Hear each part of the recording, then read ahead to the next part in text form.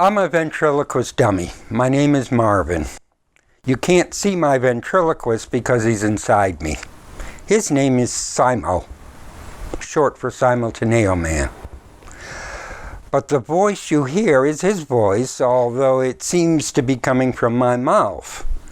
He, of course, is moving my mouth with his, I guess with his hands. I don't know. I've never seen him. I'm just his dummy.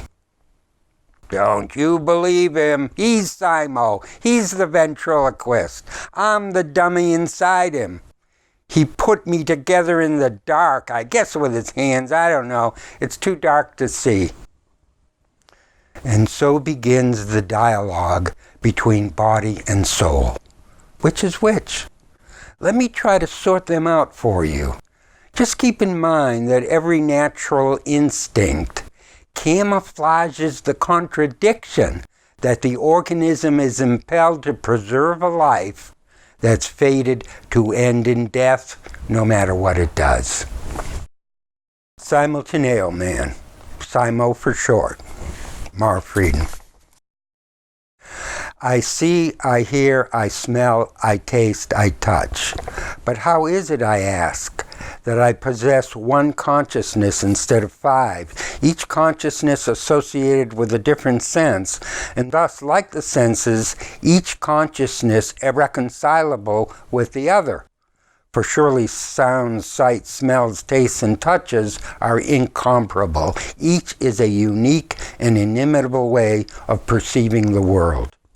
Therefore, I speculate that the only way I know I am one in the same consciousness, one in the same person, is because I experience the different sensations simultaneously. I am this simultaneity. The simultaneity of sight and sound, for instance, when I see a car veer off the road and hear it screech to a halt, is how I know it is I who sees and hears it. For simultaneity is not a positive sensation like sight or sound. It's not a sixth sense. If it were, it would have its own characteristically unique quality that made it incompatible with the other senses, and thus would be unable to relate the senses to each other. Rather, for me to experience the simultaneity of the senses, I must produce that experience out of my own imagination. To be specific, I must imagine an inner space, which, like the indifference of physical space for the objects which occupy it, responds to the simultaneity of different sensations without implicating itself in the unique qualities of any one of them. My experience of the simultaneity of different sensations occurring in this imagined inner space manifests as awareness of myself. In other words, I appear to witness the sensations as if I were outside them looking on, as much as being inseparable from the sensations I witness. This act of experience the sensations as being essentially me, at the same time as I experience them from outside as if I were a bystander who is also essentially me, is the origin of the traditional distinction between body and mind. To begin with, I wish to focus on visual perception, because the act of seeing offers a unique opportunity to distinguish one, the inner from the outer person, and two, the conscious person who reunites both into a single person by being aware of both. A hole in a wall doesn't look through itself. It requires someone looking through it to qualify as a peephole. It's the same with my eyes. My eyes are small rounded windows looking out onto the world, but they no more have the power to see than do the corrective lenses I wear in front of them. My eyes require someone looking through them to qualify as seeing. I've flushed out the person hidden behind my eyes by performing the following simple experiment. I briefly glance at the sun. Then, closing my eyes, I stare at the afterimage of the sun, which appears as a bright green spot with a purplish corona. The green spot slowly fades to white before it disappears, but remains visible long enough to complete the experiment. With my eyes still closed, I shake my head from side to side, as if I am emphatically denying something someone has said. I am surprised to notice that instead of being carried from side to side by the motion of my head, the afterimage of the sun remains stationary in front of me. Next, since I assume that the afterimage is imprinted on my retina, I roll my eyes to see if I am right. Sure enough, the afterimage turns to whatever direction I roll my eyes. It seems then that the afterimage of the sun is indeed imprinted on my retina, but when I shake my head, it appears stationary in front of me, as if something is moving in tandem with the motion of my head, so that I see what it sees, namely a stationary image. Because while my head is in motion, my vision is stationary, I feel like I am two persons.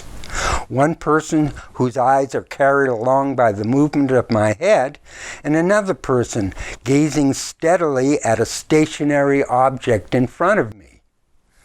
Since I know that the same person can't be stationary and in motion at the same time, I reluctantly admit that I am indeed two people, one inside the other.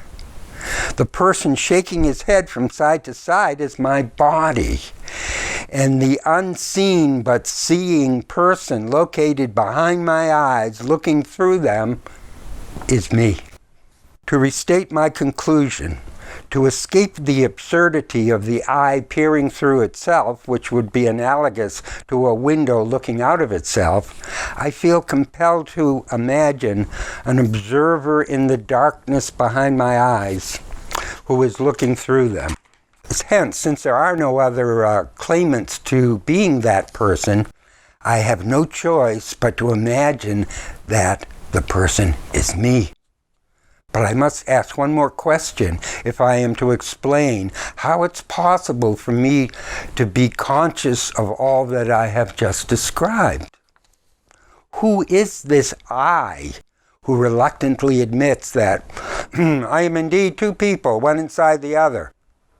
This is the I of consciousness, of an awareness arising from and intended to transcend the discrepancy between the unseen person looking through my eyes and the visible person whose eyes it is, namely my body. The agent of consciousness, then, is an imagined, hypothetical third person who annuls the discrepancy between inner and outer persons by the mere act of being simultaneously aware of them. Of the five senses, sight is unique in allowing me to distinguish with a precision not possible with the other senses, the organ of sensation from the organism who senses. Indeed, I can't imagine how anyone might experimentally analyze the other senses into instrument and instrumentalist. The sensation of sound heard and the hearer of the sound, the scent smelled and the smeller of the scent, the taste of the food and the taste on the tongue, or by running a fingertip lightly down one's arm, how anyone might distinguish between the sensation felt on the skin and the person feeling the sensation. In all these cases, the sense organ is indistinguishable from the person sensing. Consequently, analysis into sensed and sensor is unlikely, if not impossible. Hence it is with caution that I generalize from the data provided by my eyes to the other senses and propose that the person who is looking through my eyes is the same person who is also listening with my ears, smelling with my nose, tasting with my tongue, and touching with my hands. Let me illustrate why I can't imagine how anyone might experimentally analyze the sense of hearing, for instance, into instrument and instrumentalist. I'm sitting on the deck when a loud and annoying car alarm goes off. At the same time, I hear a helicopter approaching. When the helicopter is directly overhead, I note that the din produced by the helicopter has created the illusion that the sound of the car alarm has diminished. I know from experience that the sound of the car alarm has not diminished, but continues to blare as loudly as when I first heard it, except now the pulsating roar of the helicopter has marginalized the blare of the car alarm, as when increasing the flow of hot water to the cold water pouring out of a faucet makes the water hotter, even though the cold water in itself remains as cold as it was before. I conclude then that the reason the sound of the car alarm appears to grow fainter as the sound of the helicopter gets louder is because my capacity to hear is limited, so that when the simultaneous occurrence of different sounds surpasses my capacity to hear them as distinctly as when each sounds by itself, the sounds recompose themselves in my ear, the more obtrusive sound diminishing the intensity of the less obtrusive one. Nevertheless, none of this data, although having some bearing on the limitations of a sense organ, helps me to distinguish ear from auditor. Since sight alone allows me to distinguish the organ of sensation from the organism who senses, I have to explain how it's possible to unify the sense data of the different organs into a single perceiver, especially when the data provided by each sense organ is as untranslatable into the other senses as a coughing fit into a gale of laughter. Each sense is in a world of its own. For consider, of the 5 senses, sight is the only one that deals in visibles. The other senses are all blind. Furthermore, 4 are deaf, 4 are tasteless, 4 scentless, and 4 tactileless. Taken together, they are so different from each other that rather than one person maintaining all 5 senses, it is perhaps more likely that each sense delivers the data to a separate messenger who, mustered unwillingly all together in the laboratory of the cerebral cortex, are like the limbs drawn from the separate bodies of Dr. Frankenstein's monster, electrified into unity. Ever since the universe exploded into existence, objective reality has required space to float its objects in. Subjective reality has no such requirement. All the subject requires to exist is a body to dream it up, but which, like a dream, even while it's unfolding, the body can never quite put its finger on its location. Nevertheless, the subject serves the body by acting as a kind of disembodied experience central, to which bodily sensations traveling from different parts of the body report. How bodily sensations communicate with a disembodied center naturally requires explanation. The history of this experience central is quite different from that of the body, which it comes wrapped in. While the body is part of a narrative that begins millions of years ago when a bolt of lightning strikes a patch of amino acid and life on the planet begins, there is no evidence that the subject's existence predates its appearance in the particular body it inhabits. Likewise, owing to lack of evidence, it is almost certain that the subject ceases to exist with the death of the body. Consequently, if the subject is without existential credentials prior to the existence of the body, and with the last breath of the body appears to evaporate into thin air, Is it any wonder that science has concluded that any claim on the part of the subject to existing independently from the body is unfounded? In short, however unrelenting its presence while the body lives, upon the death of its host, the subject is presumed in retrospect to have perpetrated a scientific hoax. If subjective reality is not real in a material sense, in what other sense might it be real? To answer that question, I wish to explain how it's possible, in conjunction with the development of a cerebral cortex, for diverse sensations to simulate a disembodied subject, which serves to unify them, and by what means they unintentionally generate it. The theory here is that when different sensations are felt at the same time, the body experiences the sensations as a simultaneity, and that the simultaneity, abstracted from the experience, translates subjectively into the illusion that the body is possessed of a supersense organ called mind, capable of existing outside of time and whose primary function is to impress into unity whatever sensations, however diverse, it experiences. When two or more events occur simultaneously, though they exist in time, with respect to each other, they are atemporal or timeless.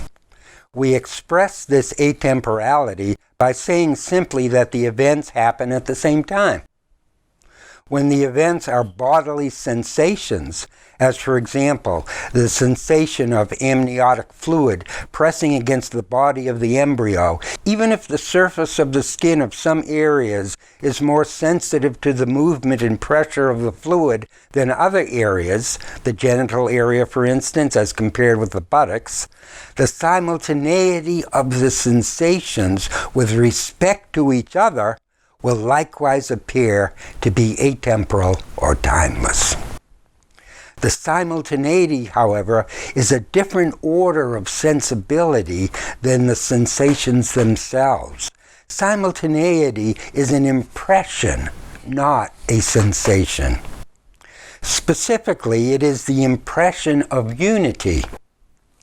And while all the embryo may feel submerged in amniotic fluid are various sensations, because the sensations are being felt at the same time, the impression of unity the simultaneity unceasingly makes on the embryo, even without its awareness of it, will grow in strength with the steady increase of new sensations. This increasingly stronger impression of unity also stimulates the development of the cerebral cortex of the brain, the mainspring of ideas. Later on, after we are born and conscious, we experience this sense of ongoing simultaneity as the feeling of being in the now, of being in a bubble of timelessness which carries us along inside it on the stream of time from birth to death. In utero, the purpose of this bubble is to ensure the unity of the organism as the embryo proliferates in size and diversity. After the infant is born, the impression of simultaneity, now responsive to the social environment it finds itself in, evolves in a primal act of personification into the self-consciousness of a person. But true to its origin, where it served prenatally to unite diverse sensations to a single sensate being, the infant continues postnatally to reinforce the psychic unity of the organism as pulled in various directions by the diverse influences of the different people it encounters. It struggles to achieve a single point of view, to become an identifiable person.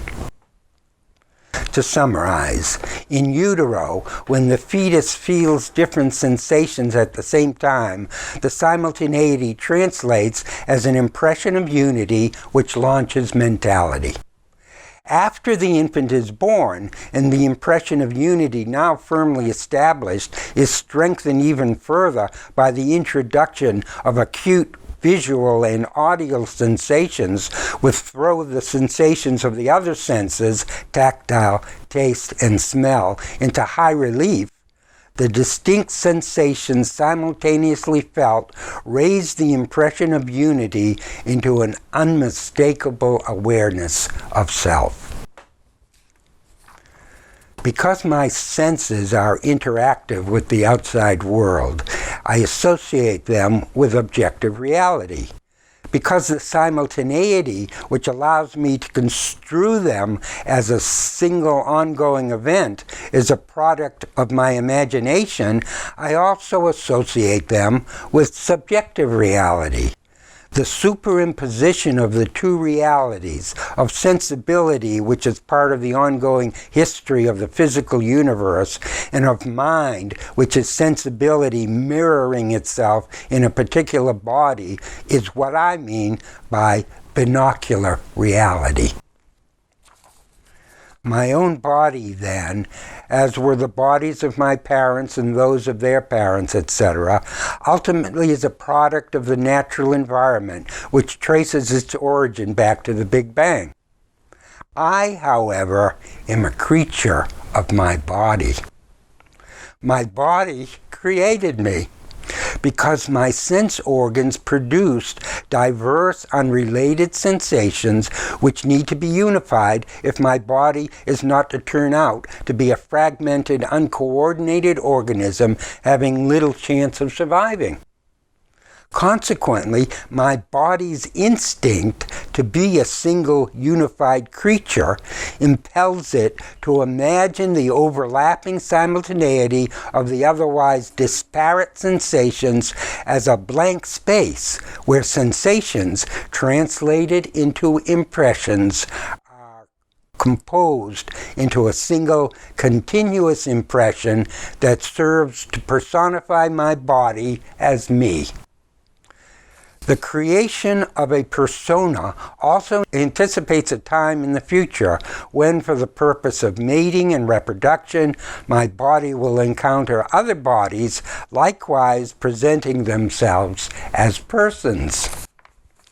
In short, my parents conceived my body, but while my cells were proliferating in every direction inside the womb, my body, without a thought in its head, just as fire makes smoke without intending it, was making me. The impression of unity arises from the coincidental overlapping in time of the sensations of touch and taste and smell, and in the later stages of the living organism, yet still an embryo immersed in amniotic fluid, of inklings of sight and sound. Now, this embryo expanding in every direction at one and the same time with increasing cellular diversity is constantly at risk of disintegrating into biological chaos. So what it requires is a strong sense of self to offset the diversity. To satisfy this need, the embryo appropriates the coincidental overlapping in time of the different sensations and translates the overlapping into an impression of simultaneity. Next, because the simultaneous events in time are, with respect to each other, timeless, the embryo, driven by its instinct to unify, abstracts the timelessness from the simultaneity and converts it into an unchanging, contentless thought space. The future home of imagination, an undisclosed point without length or breadth, located somewhere, perhaps located everywhere among the billions of cells, which will serve thereafter as the inner space of mind. But for now, during the embryonic growth, it serves as headquarters for coordinating all cellular growth and bodily activity and for bringing everything into unity.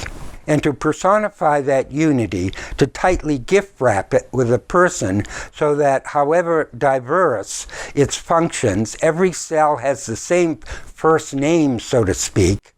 1 trillion cells cast their votes, and I am unanimously elected representative spirit, or as I like to think of myself, as Simultaneity Man.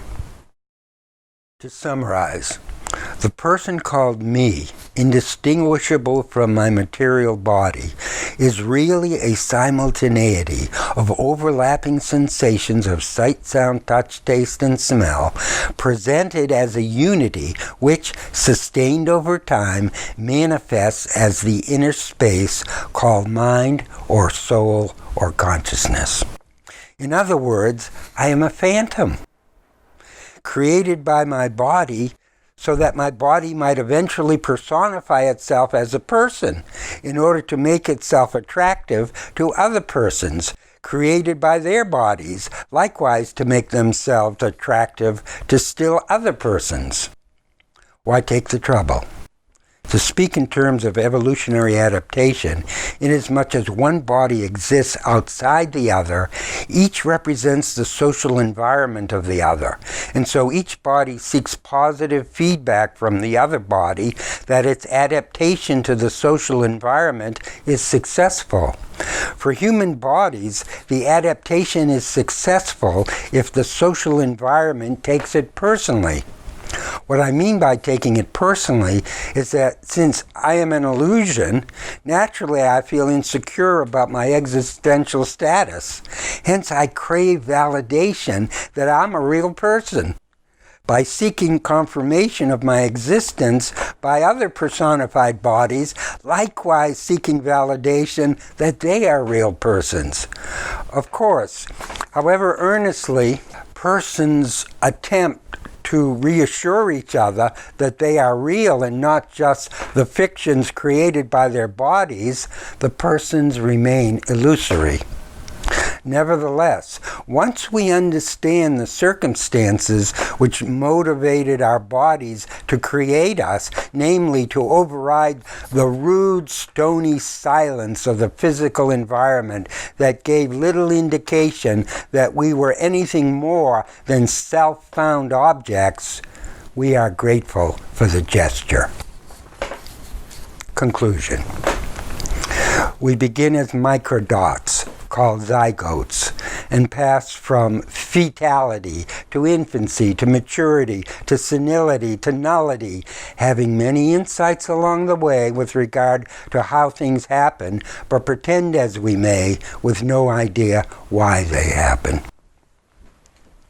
In any case, no sensible creature can tolerate being rotated in space at the rate of 17 miles a minute for the length of a lifetime, not only for no good reason, but for no reason at all, unless the creature is put under a spell.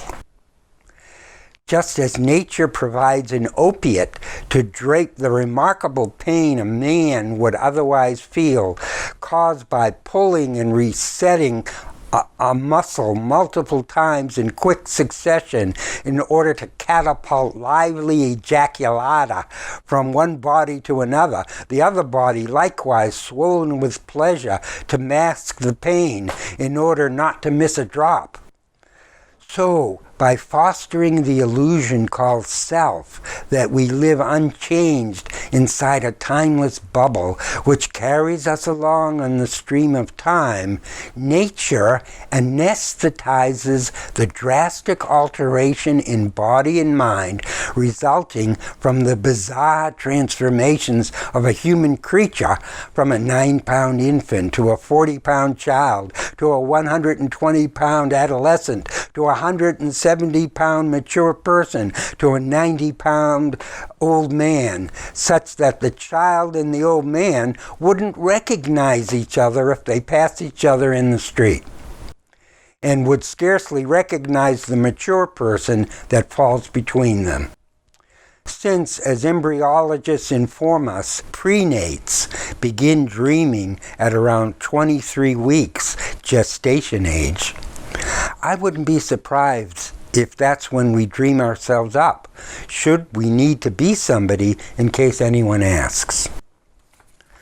Now, while it's indisputable that I differ from my parents, if only because my parents and I have separate bodies, how I differ from my body, to which I am even closer than to my parents, has always intrigued me, particularly when I first became aware of the claim of religionists that I, the person whom they refer to as the soul, belong to a world apart from my body. Okay, granted, I thought, that person and body, one being inside the other, appear to differ from each other as much as inside differs from outside. Since, however, they are so closely enmeshed, what needs to be explained, and not explained away, is how their difference naturally arises. Consequently, I felt the same impatience with the legalists of religion that Alexander Hamilton expressed toward the legalists of constitutionality. Hamilton wrote in 1775, raising his voice in an era when science, politics, and religion were equally at home in the humanities before they set out to seek their separate fortunes, that, quote, "The sacred rights of mankind are not to be rummaged for among old parchments and musty records. They are written as with a sunbeam in the whole volume of human nature by the hand of divinity itself, and can never be erased or obscured by mortal power," unquote. The quotation is taken from Ideological Origins of the American Revolution, Bernard Bailyn, Harvard University Press, 1967. I'm sorry, 1967 is when it was written, republished 1992. I am not so much concerned here with the hand of divinity, which at present I must leave hanging, as with describing how the writing instrument itself, namely the body, loaded with a cartridge of sunbeams diffused with red ink, moving on its own like an animated cartoon pen, has made legible the recipe for cooking up a person. To repeat, while it's obvious that my parents made my body, I offer here an explanation how my body made me. That is, the person who looks through my eyes, listens with my ears, smells with my nose, tastes with my tongue, feels with my hands, thinks with my brain, cherishes with my heart, sacrifices with my liver, and digests select portions of the environment with my stomach. What I have tried to prove is that the person within who looks out of my eyes, hears with my ears, thinks with my brain, etc., is a fiction created by my body in order, first and foremost, to ensure that billions of cells multiplying in every direction during the opening stages of embryonic growth remain a single, unified organism, and subsequently to enable my body to participate in a world where if human bodies are to be taken seriously, they must pretend to be people. Finally, I wish to show that although each fiction is unique to the body that produces it, nevertheless all the fictions taken together collect into a single jostling narrative called world history. This would be obvious to anyone with eyes to see it, were it not for the fact that in order to avoid the humiliating disclosure that world history is carried on by bodies pretending to be people and not by people with bodies, the bodies have hypnotized each other. They have put themselves in a highly ingenious trance called consciousness. The effect is to foster the illusion that one is not in a trance. What follows is a summary of research on the human embryo, which indicates that sense organs develop much earlier than one might have supposed. The research strengthens the likelihood that when the embryo feels two or more sensations at the same time, the experience causes it to imagine a holding place, a premonition of the inner space where mental activity occurs, to capture and preserve the simultaneity which it enlists in its drive toward unity. With cellular multiplication occurring in every direction at the same time, the embryo's unity is at risk.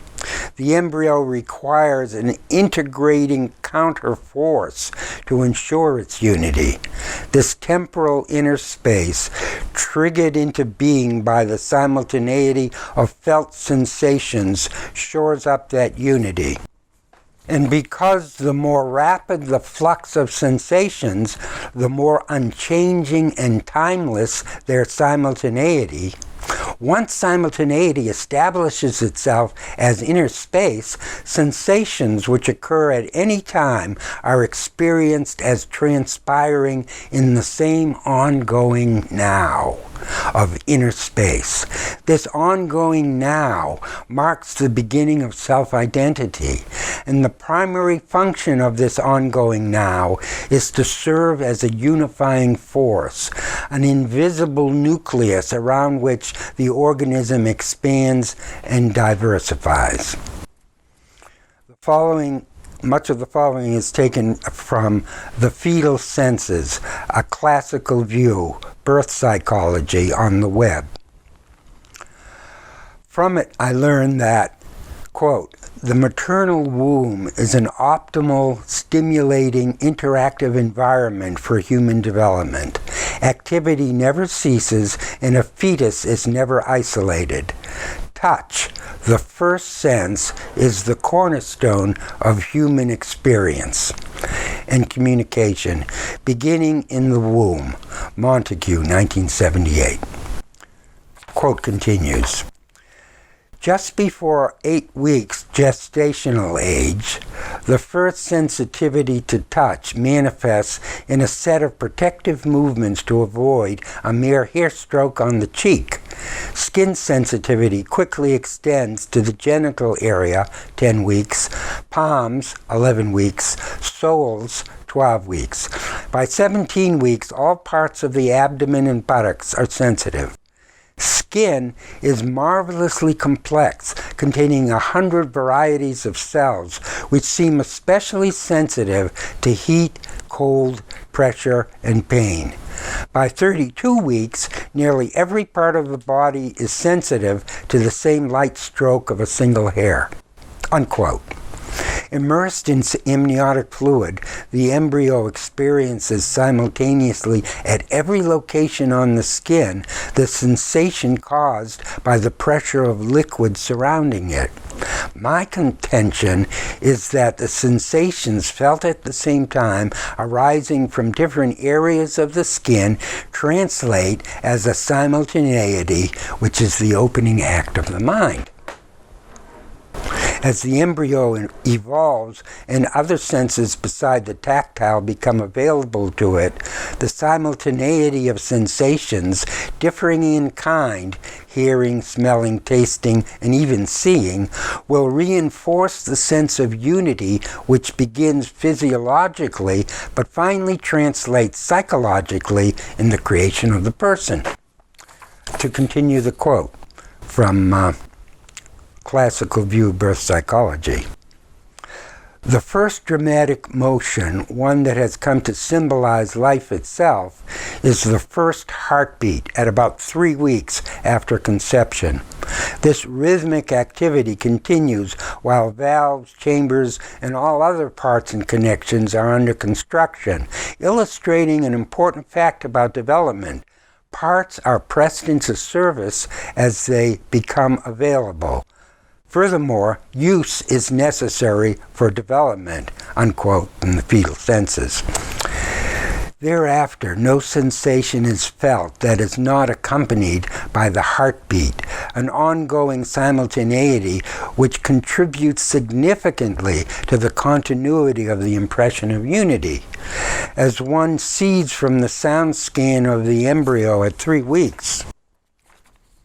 The heartbeat reverberates through the entire organism, which assembles its developing parts to the steady beat of a drum. Back to the quotation. Between weeks 6 and 10, fetal bodies burst into motion, achieving graceful stretching and rotational movements of the head, arms, and legs. Hand to head, hand to face, hand to mouth movements, mouth opening, closing, and swallowing are all present at 10 weeks. Tajani and Ina Roberto, 1990. By 14 weeks, the complete repertoire of fetal movements seen throughout gestation are already in evidence. De Vries, Visser, Preachittle, 1985. Movement is spontaneous, endogenous, caused by factors within the organism, and typically cycles between activity and rest. Breathing movements and jaw movements have begun. Hands are busy interacting with other parts of the body and with the umbilical cord, unquote, from the fetal senses. It's so obvious that whatever parts of the fetal body the hand touches, the tactile sensations on hand and the part felt are felt simultaneously, that it's easy to overlook the fact that the repeated simultaneity of self-referring sensations prefigures and provides the impetus for creating an imaginary simultaneity called self. Quote back to the fetal senses. The vestibular system, that is, vestibules or cavities leading to other cavities, designed to register head and body motion as well as the pull of gravity, begins developing at about 8 weeks. This requires construction of 6 semicircular canals, fluid-filled structures in the ears, which help maintain balance. The author continues. Although a concentric series of barriers buffer the fetus from the outside world, amniotic fluid, embryonic membranes, uterus, and the maternal abdomen, the fetus lives in a stimulating matrix of sound, vibration, and motion. Many studies now confirm that voices reach the womb rather than being overwhelmed by the background noise created by the mother and placenta. Researchers in Belfast have demonstrated that reactive listening begins at 16 weeks gestational age, 2 months sooner than other types of measurements indicated.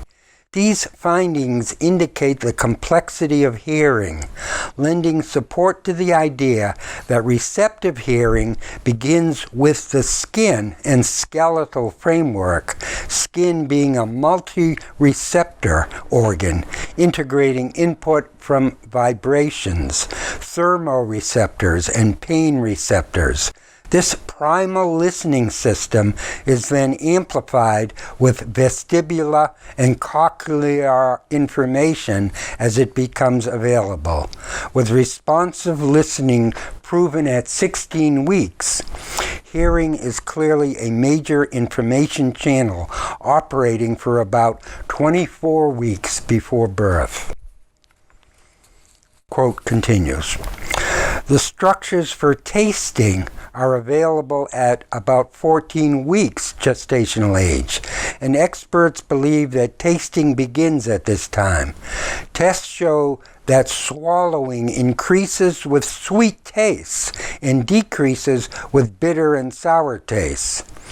In the liquid womb space, a range of tastes are presented, including lactic, pyretic, and citric acids, creatinine, urea, amino acids, proteins, and salts.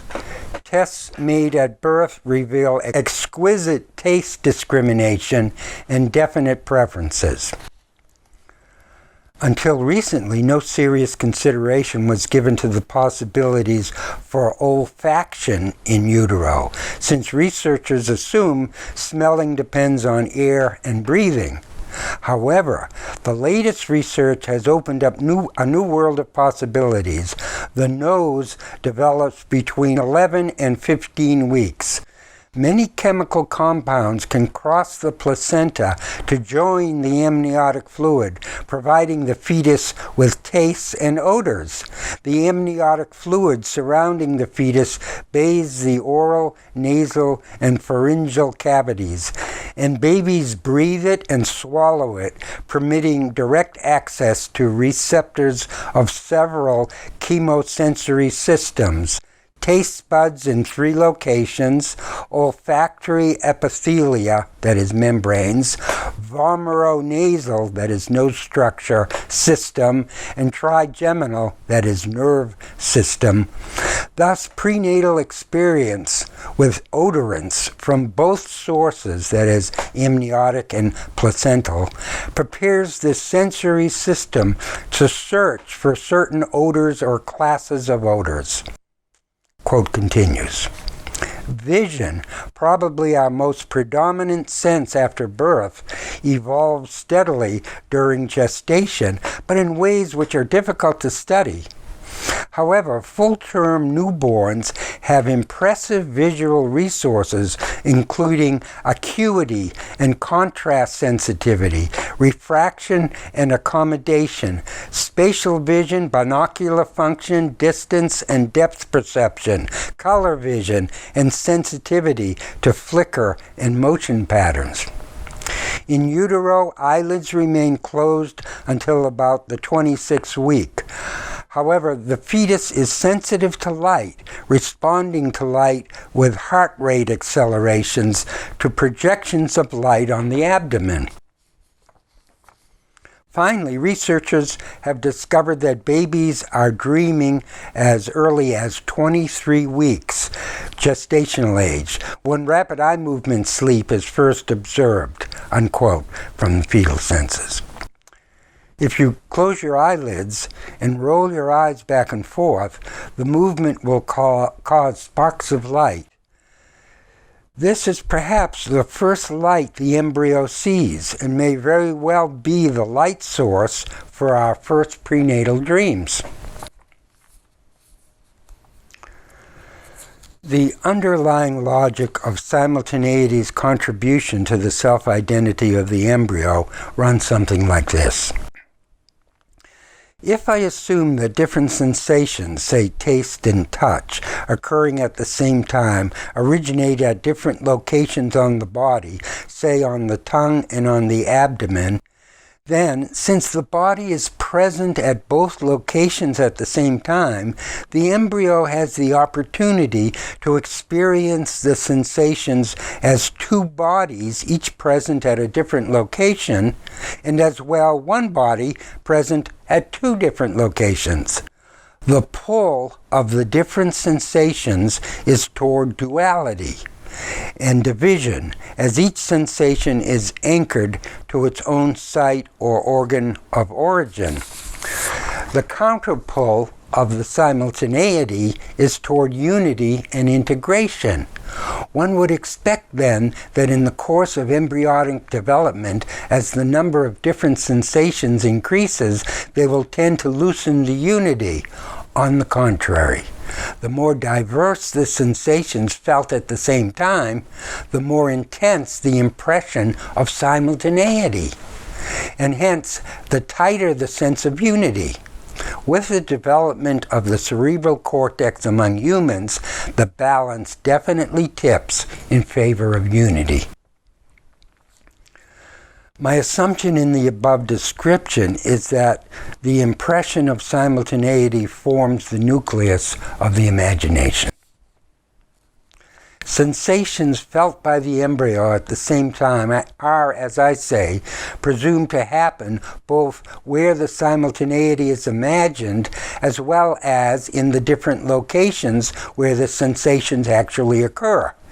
The space where the simultaneity is imagined is dimensionless, since perception of space is a closed book to the embryonic imagination so long as vision is unavailable. Nevertheless, the unity of the organism is reinforced by making of actually different locations a virtual same place. Although scientists cannot at present provide an address in the brain where the space is located. This imagined space allows the organism to circumscribe and centralize the stress and strain of multiple growth in different locations, constantly challenging its unity. In this way, the impression of unity holds its own against the multiplicity of sensations and eventually overrides them without, however, effacing them. Without, that is, dissolving the one-many contrast between sensations simultaneously felt but diversely located. Another experiment, this time tactile, to demonstrate the power of the mind to produce the illusion of unity by means of simultaneity. Rest your forearm comfortably on a surface with your wrist facing upwards. Now with your other hand stretched just above your forearm, first lightly touch the crook of your elbow with the thumb of your outstretched hand. Then tap your wrist with the tip of your little finger of the same hand. Clearly, two different locations on your skin are being stimulated. Now, repeat the experiment, except this time tapping the two places on your arm at the same time. I venture to predict that you will be hard put to prevent the two stimuli from merging into a single sensation. True, the nerves in your forearm connect the 2 points of stimulation, but since the part of your forearm between the 2 points remains unstimulated, you might have expected the points of stimulation to remain separate and distinct from the rest of the arm. But no. The two locations appear to have merged into one. And the reason they have is because you have just experienced the power of mind to enforce the illusion of unity. In a manuscript entitled Arsi Versi, I describe how the power of the mind to enforce unity on disparate phenomena, a unity which I am assuming arises from experiencing different sensations simultaneously, plays out in creating the meaning of a sentence. Quote from Arsi Versi. Suppose I hire as many speakers as there are words in this sentence to stand before us, and having assigned 1 word apiece to each speaker in the order in which the words appear in the sentence, direct them at a given signal to utter loudly and clearly, all at the same time, all the words of the sentence. Chances are practically certain that the sudden din created by 58 people all speaking at once would be pure, unintelligible cacophony. If, however, the speakers render the sentence 1 word at a time and in order, then, if the writer has done his job, the sentence will be perfectly clear. Hence, the importance of sequencing words as part of the process of understanding what we read is obvious. Not so obvious, however, is the importance, as we read, of imagining a space in which the words coalesce into the idea which we call the meaning of the sentence. A space, moreover, in which the words are presumed to coexist simultaneously in much the same way that the numbers in a column of addition are presumed to coexist, although in an undifferentiated form, in the total, or as individual breaths coexist in an inflated balloon.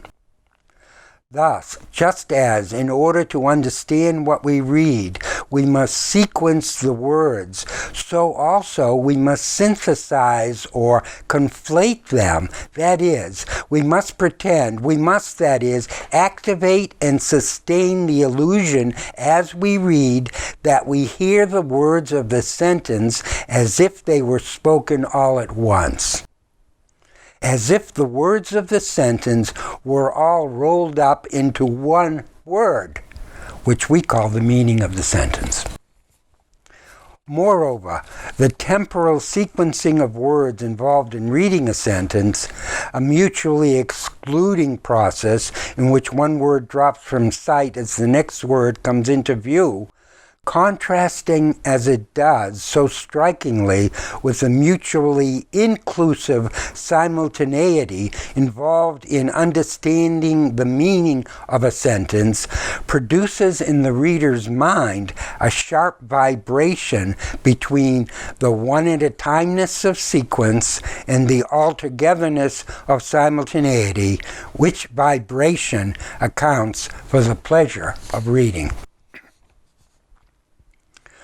Another example from Who Owns the Planet Press, illustrating how the unity which I assume arises in the embryo from the simultaneity of sensations evolves into a powerful force that dominates the mind of the adult. Quote, as a result of being 13 pounds overweight, I popped a capillary in my head somewhere between the 45th and 50th push-up. 30 years earlier, when I was much heavier, I likewise popped a capillary, straining to accomplish the 20th push-up. As of yore, I at once became pleasantly lightheaded, and just the same as years ago, when I awoke the next morning, I experienced vertigo, which lasted about an hour and then disappeared. So I had every reason to diagnose my vertigo with confidence as the result of a burst capillary, which I like to think of as a mini-stroke, a cheap high caused by overstraining. Furthermore, it just so happened on the second occasion that at the very same time as I was experiencing vertigo, I also had diarrhea, cause unknown.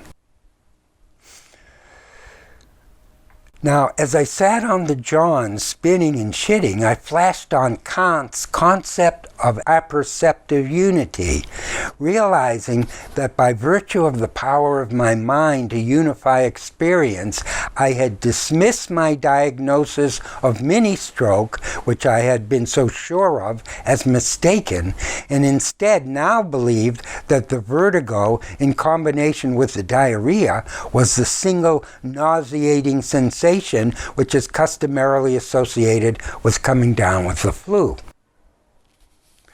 So I could vividly appreciate how the mind indiscriminately unifies whatever phenomena, however discrepant, which simultaneously affect it, and unites the different components into a single experience. And isn't this the same power of mind previously described, which impels us to synthesize a sequence of disparate words called a sentence into intelligibility? For although we perceive the trail of words as a temporal succession, our power of synthesis, flinching out of control into unity, overwhelms us, with the result that we believe that we experience the passage of time required to process the words as a simultaneity, which we call the meaning of the sentence. And this imagined simultaneity is it not in fact an ideal virtual space in which words, in which physical symptoms, however diverse their origin, are dragooned into unity? Unquote. Two events randomly or coincidentally occurring at the same time are simultaneous. Two events intended to occur at the same time are synchronous. Simultaneity makes unity possible. Intention makes unity meaningful. When we intend something, we imagine that the moment when we intend it and the moment when the outcome occurs is the same moment presented in two installments. In the present, before the outcome occurs, when the simultaneity is imagined, and in the future, after the outcome occurs, when the simultaneity is realized.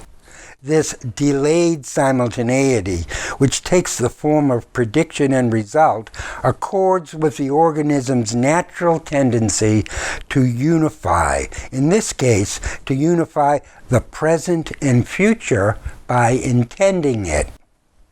Let me illustrate how the psychic unity arising from simultaneity joins present and future into the single moment that underlies a synchronistic event. What are the odds against happening to sneeze just before I read a passage in which someone is described as sneezing? The odds against it, even if I have the flu, are astronomically high, if not infinite. But notice how vivid certain implications become if it does happen. Plutarch, Greek Lives, Themistocles, quote from Plutarch. While Themistocles was performing the sacrificial rites alongside the flagship, 3 extremely handsome prisoners of war were brought to him, arrayed in magnificent clothing and golden jewelry. Their parents were said to be Sandasi, who was the king's sister, and Artaiasites. Just as the diviner Euphrantides caught sight of them, a brilliant flame shot up high in the air from the entrails, and significantly, a sneeze was heard on the right, unquote. If I, the reader, sneeze a moment before I read the last sentence of the passage, then the unidentified Greek bystander who sneezes, the writer Plutarch who records the incident and thus provides me with the opportunity to be prescient, and I are somehow implicated in the same coincidence. What does that mean? When I hear myself sneeze, I am in my room reading. When a few seconds later I imagine, by reading about it, that I hear a Greek sailor sneeze, without a moment's hesitation, I entertain the notion that my sneeze and the Greek sailor's sneeze are somehow one and the same. And the reason that I feel that the two incidents, separated both by a few seconds and by centuries, are one and the same is because, seen in retrospect, I consider my sneeze as a prediction that I was about to read about someone who sneezes. Since my prediction proves correct, then, like any correct prediction and result, the boundary between present, the moment of prediction, and the future, the moment when the result proves the prediction true, is blurred. This is so because, to the extent that I see into the future must be present to me. That is, it must have doffed its invisibility and deigned to show itself privately to me before it displays itself publicly to everyone. Hence, it must have entered my time scheme to the same extent that I have entered its. The disappearance of the temporal boundary between correct prediction and result accounts for the fact that my sneeze and the Greek sailor's sneeze merge into a single sneeze. The upshot is that my sneeze did not occur randomly and without consequence. Rather, it occurred for a reason, namely, in order to predict that another was about to sneeze. I conclude then that it's my hunger for a reason that causes me to transmute the triviality of coincidence into the momentousness of synchronicity. But why must I crave a reason? Because if I correctly predict a result without realizing that that is what I am doing, and don't realize it until the result occurs, then the motive and hence the rationality of the prediction is not an attribute that I possess, but rather is one that, shall we say, the universe possesses, and that is expressed through me. But that implies that the universe is rational. Moreover, if the universe is rational, then it's very likely that it's alive, and hence I may be able to influence it to ensure my survival. In short, I regard my sneeze as significant because by doing so, the universe becomes rational. But if rational, then intentional, that is, capable of intending me to predict an event which I can't possibly foresee, and hence alive, and therefore I acquire a powerful ally to help me because I'm vulnerable and can die at any moment. Unquote. That's from Sermon on the Flats by myself, Press. Fanatical adherent of unity and order, in defiance of the inconclusiveness of nature, the human mind naturally inclines toward monomania. Self-awareness, by positing an observing self, witnessing itself as a locus of sensations, weakens the grip of unity on the mind by diverting the onrushing maniac flow of mental energy into two channels. Unity ensures identity, and obviously identity makes me identifiable. But why is it important to be identifiable? Quote from Sermon on the Flats. When humans first appeared on Earth, they were few and far between. Since food supplies and natural resources were plentiful, who you were and what you were doing there, so long as you were not obviously threatening, was not an issue. People simply rummaged through the environment for whatever they needed to survive. So long as supply exceeded demand, no one cared how much anyone took, since, like the air they breathed, the water they drank, and the wood they burned, there was plenty left.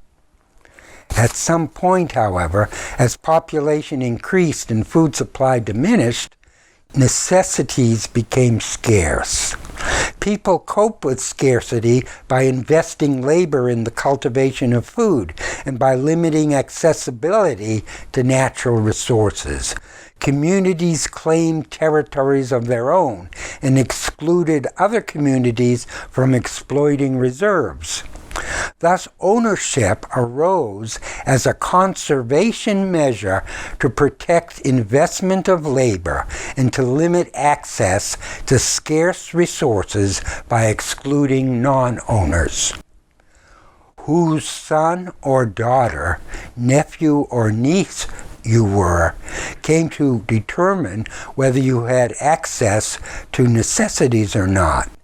Identity became a determinant of survival. I require identity, then, in order to be ranked in the world according to whether I have privileged, probational, or unauthorized access to natural resources.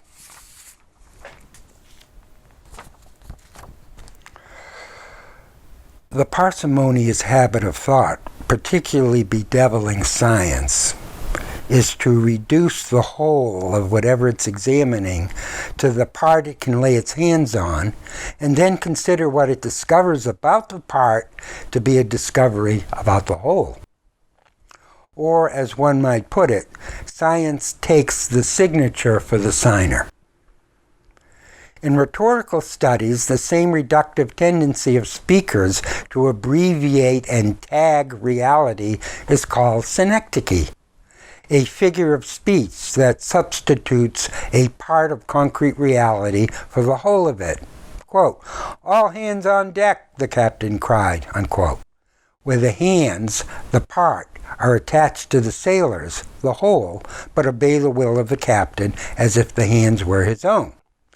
So brain specialists, especially since the advent of left-right brain theory, tend to identify the person, the whole, with his or her brain, the part, as one might mistake the steering wheel turning this way and that of a remotely controlled car for the driver. The brain, however, does not think. A person thinks with his or her brain. But because the brain is more accessible as an object of science than the person, just as the finger I slip the wedding ring on is more accessible as an object of love than the woman I marry, science promotes the idea that the brain thinks, thereby depersonalizing the human by reducing him or her to a function of the brain, and thus encouraging the false belief that the tail wags the dog, instead of the dog wagging the tail, albeit in the case of us humans, we keep our tails tightly coiled under our hats.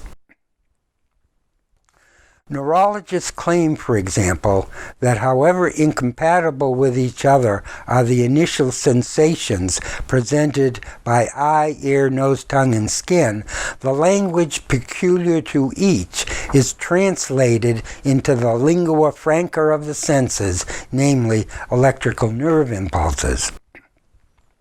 The impulse travels to the cortex where it is evaluated according to a set of time-honored rules for ensuring self-preservation, then returning to the sense of organ with the recommendation that the body wince with pain or purr with pleasure.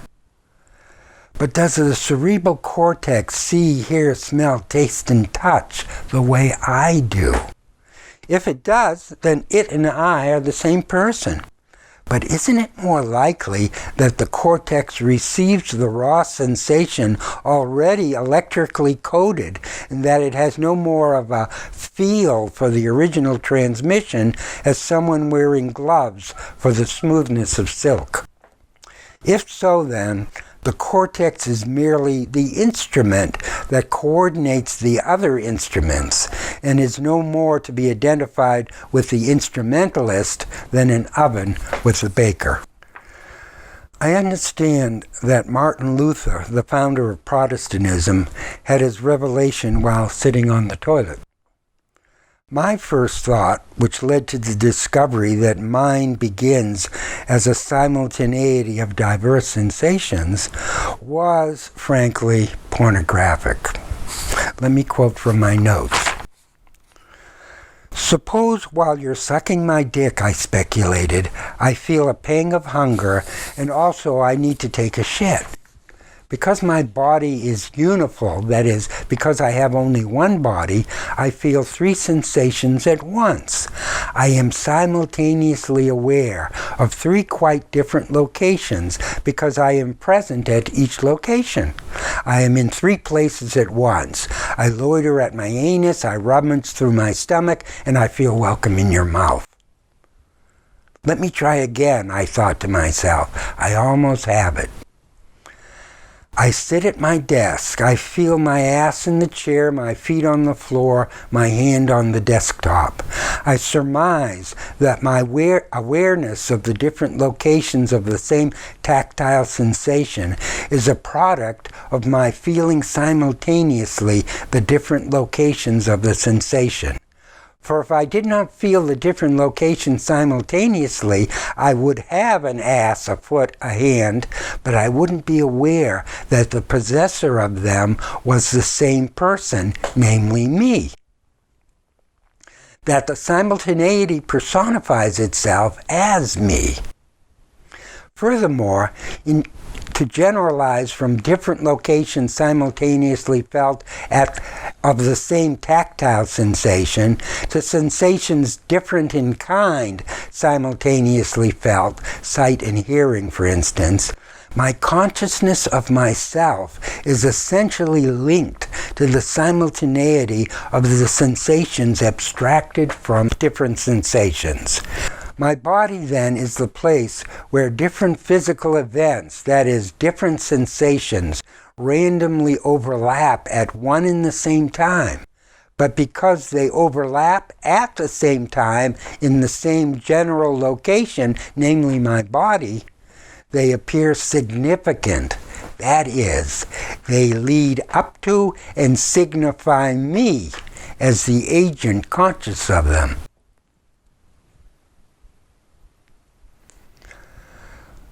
What follows are basic ideas regarding the notion of simultaneity, which I think are crucial to understanding the relation between the senses and the mind or soul. By abstracting the simultaneity of different overlapping sensations, the organism provides itself with an internal sense, John Locke's phrase, for dealing with the sensational content. The sensations of sight, sound, smell, taste, and touch are each unique to a particular sense organ, and so are incompatible with and untranslatable into each other. However, the organism experiences the different sensations at one and the same time. The simultaneity of the diverse sensations makes it possible for the organism to experience them as a single event. Moreover, because things which happen at the same time share the same moment with each other, they give the impression of being timeless with regard to each other. The cessation of time translates subjectively, in the case of humans, into the illusion that I am possessed of a super sense organ called mind, capable of existing outside of time. In addition to timelessness, a second characteristic of simultaneity is that it imposes unity on events that happen at the same time by uniting them into a single occasion. This unity translates subjectively into the impression that any and all sensations I experience are mine. In other words, I experience diverse sensations as if I were simultaneity personified, whose mission in life is to convert to the gospel of unity all sense impressions whatsoever. This imagined inner space where time has ceased and where in the name of unity it appropriates all sensations as its own property is the place where, as Max Stirner writes, quote, even in the deepest reflection, one becomes, quote, thoughtless and speechless every moment. And let me give him the whole Max Stirner quote. Just observe yourself in the act of reflection right now, and you will find how you make progress only by becoming thoughtless and speechless every moment. You are not thoughtless and speechless merely in, say, sleep, but even in the deepest reflection, yes, precisely then, most so. And only by this thoughtlessness, this unrecognized freedom of thought, or freedom from thought, are you your own. Only from it do you arrive at putting language to use as your property. That's from Max Stirner's book, The Ego and His Own. If you wish to experience the power of mind to unify distinct sensations, run the tip of your finger lightly over your wrist. The tactile sensation appears to unite the surface of the fingertip with the surface of the wrist in a single sensation. The sensation on the fingertip we know from sliding it along the smooth surface of a ceramic plate or of a piece of wood is uniformly coarse, while the sensation on the wrist, brushed lightly with a feather, is rich and various, as a complex bouquet, as they say of the taste of wine. But the two sensations, although independently distinguishable, are inseparable so long as the finger is grazing the wrist, as inseparable as two musical tones sounding together at one and the same time from the chord they produce. The human embryo instinctively translates the impression of simultaneity of different sensations into a Euclidean point without length or breadth, which serves as its mind.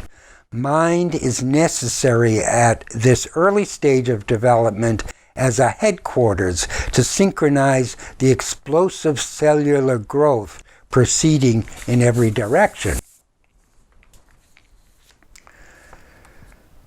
Quote from The Fetal Senses 12, not 5, a new proposal, birthpsychology.com. During most of the 20th century, scientists doubted the presence of functioning senses during fetal life. Touch was merely reflexive, hearing severely dampened, if not drowned, in the liquid environment of the womb.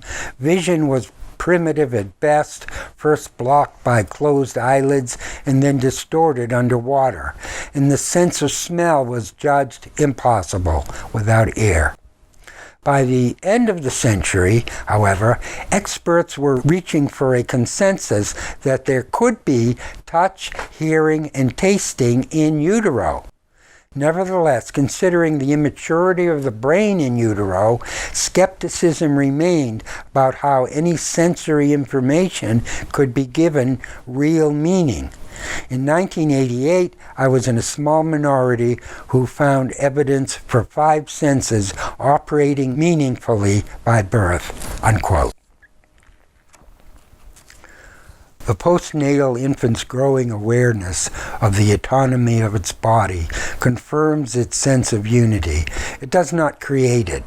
Even before its autonomy is confirmed in the world, its unity is imagined in utero to be a simultaneity of different sensations. The person who in maturity perceives him or herself as a me, differentiated from a you, begins as an imaginary I, abstracted from the senses. If the senses of sight, sound, smell, taste, and touch were mutually exclusive so that we could only experience one sense at a time while we put the other senses on hold, we'd appear to ourselves to be 5 different people, with just enough closet space in our psyche to accommodate one person at a time. Breaking news. Did you hear that? My ear exclaims. I hear nothing, my eye answers. What I see, however, is this. Something is moving its lips while holding a piece of metal. When the lips stop moving, fire and smoke shoot out of the metal. What happened? Skin screams. Something has put a hole in me. I hear a bang, cries ear. I see smoke, repeats eye. I'm burning up, insists skin. We had better call headquarters to see if something has happened. All I, E-Y-E, all I can do is see. It can't hear on me. All ear can do is hear. Unlike I, it can't see on me. If I could hear as well as see, and ear could see as well as hear, then maybe they'd know I'm here. But I cannot hear and ear cannot see, so how do they know I'm me? Since eye and ear live in different parts of town, how do they stay in touch? If I knew that, I would know much. I translate sight and sound into words delivered by my tongue. Like the memory of yesterday's dinner, however, a lot is lost in translation. True, eyes don't need to explain to themselves what they see. They simply see it. Nor ears what they hear. They simply hear it. But if ears wish to know what eyes see, or eyes wish to know what ears hear, then there falls to my tongue, scrappily informed by hearsay and see-say, the formidable task of showing the blind ear, of telling the deaf eye what's going on.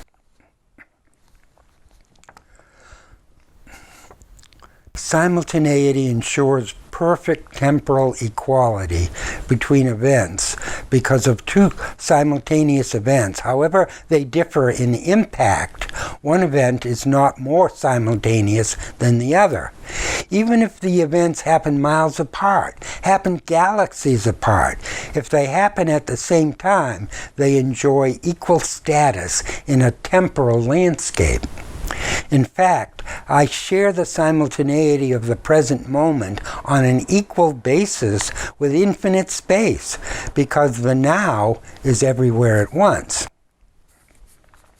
The following quote is from Rudolf Carnap's Conversation with Einstein, a book called Concepts of Simultaneity.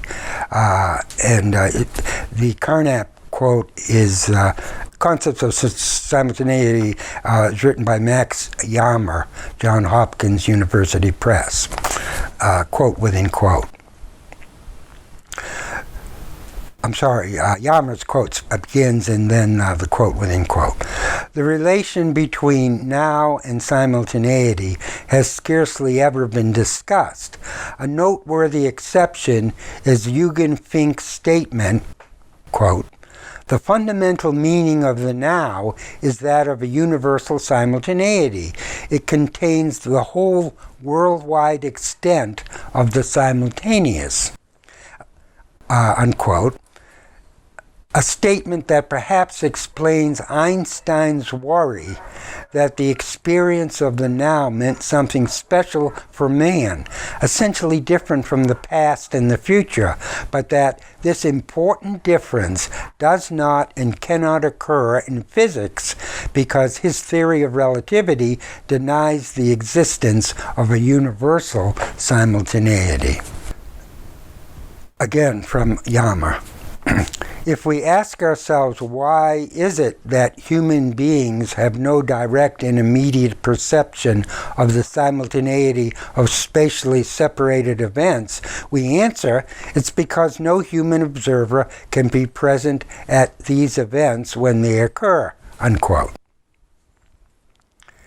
In contrast to Max Yammer, I would argue that if we regard the sense organs as spatially separated, although attached to the same body, then we're simultaneously present at least 5 different locations. Quote from Ernst Kantorowicz, The King's Two Bodies. "For the eternitas of God was timeless. It was a static eternity, without motion and without past or future. It was, as Augustine called it, a now, ever standing still, in Latin, nunc semper stans, or as Dante put it, the point at which all times are present," unquote from The King's Two Bodies. I believe that the nunc semper stans of Augustine is a hypothesization of the organism's sense of being simultaneous with itself. Consider, when I anticipate something, don't I anticipate being simultaneous with it? Or when I regret or fondly remember something, don't I remember being simultaneous with it? Finally, because I am simultaneous with myself without interruption, isn't that the underlying reason self-interest dominates all other interests? Therefore, isn't the real reason why I wish to do whatever it takes to preserve myself simply to stay high on simultaneity? Conversely, if I am so depressed that I lose faith in the power of simultaneity to get me off, don't I wish I was dead? Another quote from The King's Two Bodies by Ernst Kantorowicz. "For between the generic communitas or universitas of Bologna, on the one hand, and the individual and material community of Bologna composed of mutable citizens and perishable buildings, on the other hand, there arose a third entity different from both, an entity which was immaterial and invariable, though not devoid of individuation, which existed, as it were, in some perpetual time-space, and which appropriately might have been called bononitas or bolonity, that is, the juristic person or personified community of Bologna. Nevertheless, that corporate, if incorporeal bononitas, represented, like the angels, species and individuation at the same time. Unquote. The corporate, Kantorowicz is writing about medieval metaphysics, a relation between theology and politics. This is me. The corporate, if incorporeal, personified community described by Kantorowicz, which unites the generic idea of the community of Bologna with the material community of Bolognese citizens and buildings, pivots on the simultaneity of both, a notion which traces its origin to the organism's sense of being simultaneous with itself. The next quote is from Jean-Jacques Rousseau, critical of the extrovert point of view. Quote, "What a sight the difficult and envied labors of a European minister are for a Carib, a native of the Caribbean. How many cruel deaths would the indolent savage not prefer to the horror of such a life, which often is not even sweetened by the pleasure of doing good? But in order to see the goal of so many cares, the words power and reputation would have to have a meaning in his mind.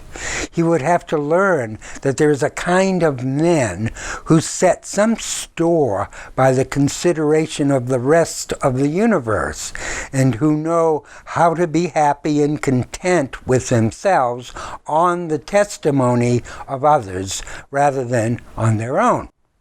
Such is, in fact, the true cause of all these differences.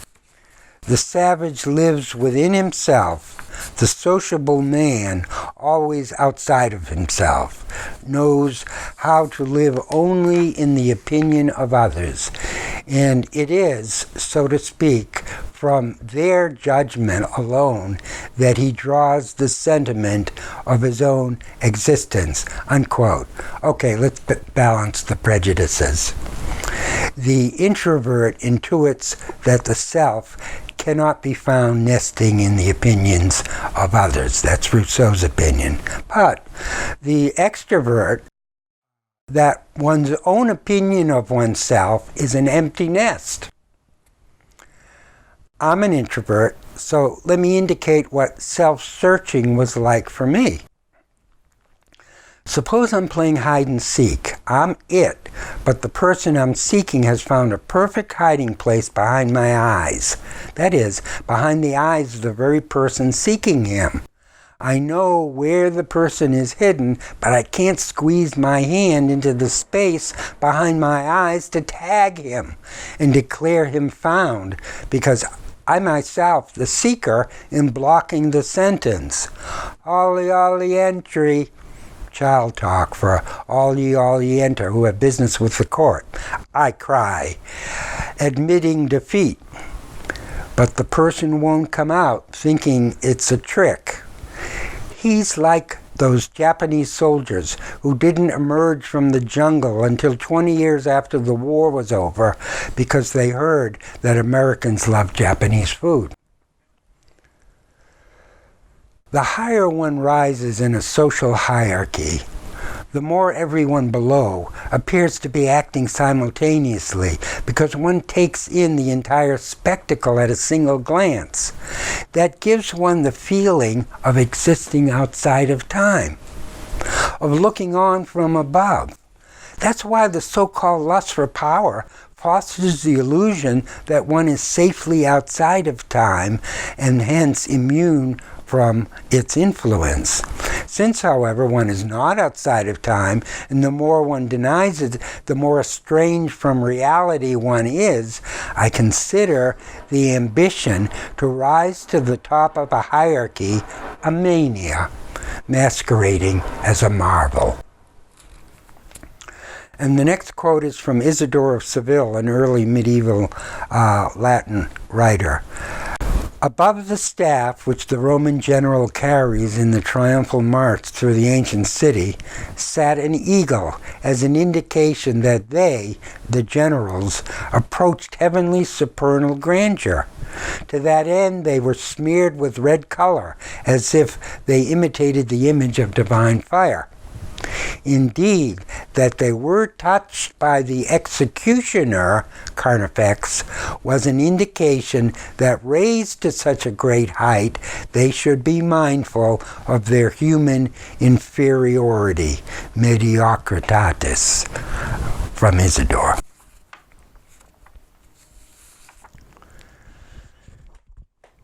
If I'm interested in what happens on Earth, but at the same time believe it's inevitable that the Earth will run down until, unable to support life, it becomes a dead planet, what drives me to care about the fate of the Earth and the people on it, especially since soon enough I myself will be dead? Am I delirious? Indeed, I am delirious. And the reason I am is that being alive simultaneously with whatever else exists creates the illusion of timelessness between me and whatever else exists. Just like someone running beside a train which is slowly pulling out of the station creates the illusion that the runner and the person on the train watching through the window are motionless with respect to each other. Shared simultaneity, I maintain, is responsible for producing that existential, maybe even chemical, contact high that makes being alive seem like standing still at full speed. So you might just as well ask me why I feel good when I'm high on drugs as ask me why I interest myself in what happens on Earth. An interest, as I say, that overrides two excellent reasons not to bother myself with what happens, namely, that the Earth is destined to be a dead planet and that I will shortly be a dead man. I answer by saying that owing to the illusion of timelessness produced by my simultaneity with my present environment, I interest myself in the future of the planet because I am under the illusion that I am simultaneous with it. And here's a little postscript to that point. The excitement of combat in war, where the simultaneity of two soldiers on opposed sides is intended to terminate with the death of one of them, strikes me as an attempt to mix simultaneity with anxiety, like taking uppers and downers at the same time, in a kind of existential substance abuse. Furthermore, by the time surviving soldiers return to civilian life, the anxiety associated with sharing a life or death present with a sworn enemy persists out of deeply ingrained habit and infects the simultaneity shared with fellow countrymen and countrywomen who ought to be above suspicion of intending harm. This is the paranoia depression associated with post-traumatic stress disorder, PTSD.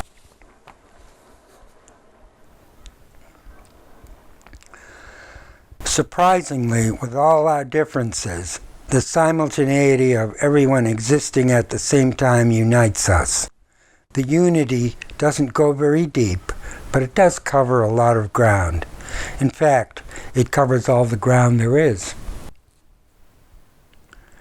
There's time that registers change, time on the go, and time that registers simultaneity, stop time. If event A and event B are perceived at the same time by observer Y, A and B are simultaneous with each other. Thus, simultaneity is an idea in the mind of Y regarding the temporal relations between A and B.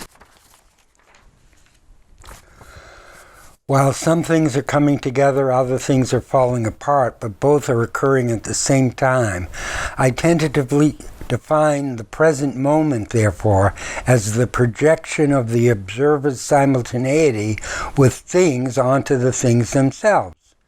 Being simultaneously present with the absence of things that once were but no longer are present, I call the past. Or if things that, although not present at the time, are about to be present, I call the future. Whether simultaneity itself is timeless or temporal, well, if it's the projection of the observer's simultaneity with things onto the things themselves, but the observer is perishable, then simultaneity is timeless for the time being.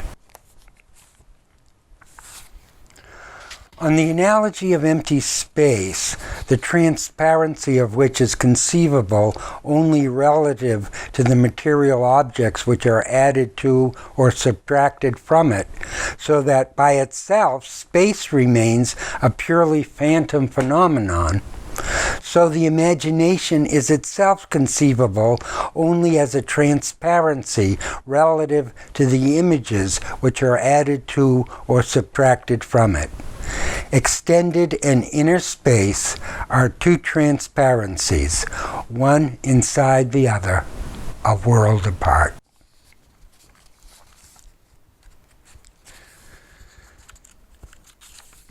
Dream time is sequence without duration, because in order to know how long an event lasts, I must be able to compare it with another event which lasts a shorter or longer length of time. But dream events are incomparable because dream time represents time change without duration. Dream time corresponds with dream space, which is change of place without motion. So dream time and dream space may represent imagination originale, psychic unity before intention is added, which connects past, present, and future in real time and space.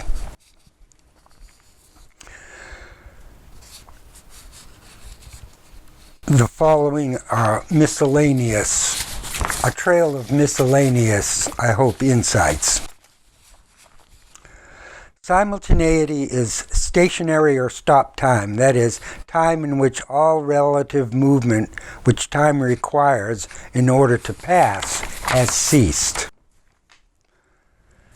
The word simultaneous, from the Latin simul, means at the same time, together, at once, as soon as. Cognate with Sanskrit sama, which means the same, and the Greek cognate is hama, the H sound substituting for the sibilant S sound, sama. Together is what the Greek means. If my identity is spectral and your identity is spectral, we can imagine two specters merging into one specter with two bodies. If we do, we say we are romantically inclined. Likewise, we can imagine 2 billion specters merging into one specter with 2 billion bodies. If we do, then the involvement of all of us with each other is telluric or planetary. Ear cannot imagine space. Eye cannot imagine time. Touch and taste cannot imagine distance. Smell cannot imagine contact. Somewhere, what each sense cannot imagine is imagined simultaneously. That simultaneity is me. This quote is from Edward Bellamy's Looking Backwards, and I found it in a book titled People of Paradox by Michael Kamen.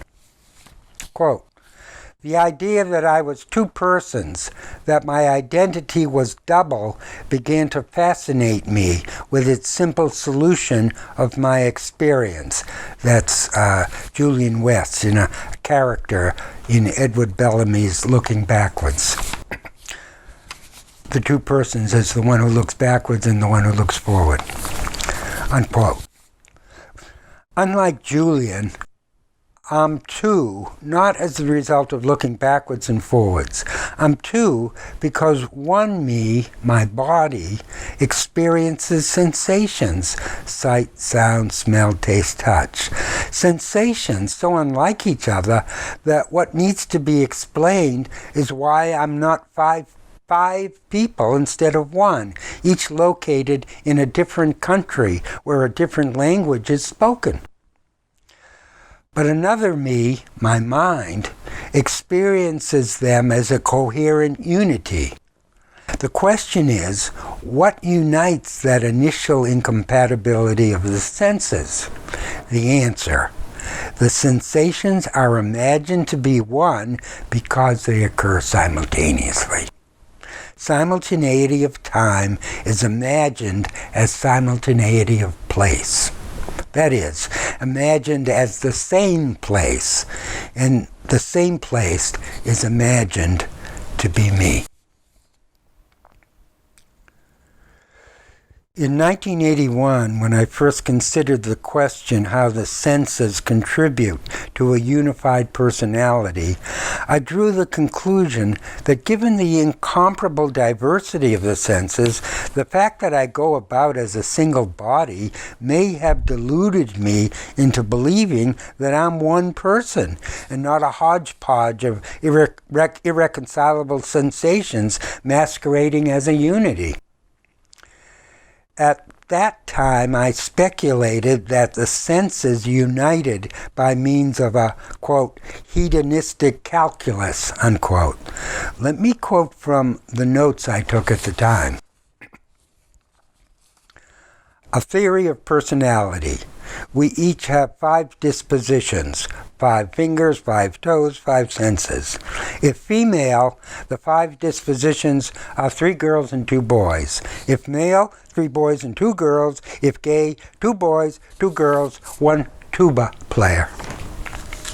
5 characters, each differing from the other as sight from hearing, as smell from taste or touch. 5 candles, 1 wick. Mind is where the senses, unintelligible to each other, agree to keep house. How can senses agree or disagree with each other?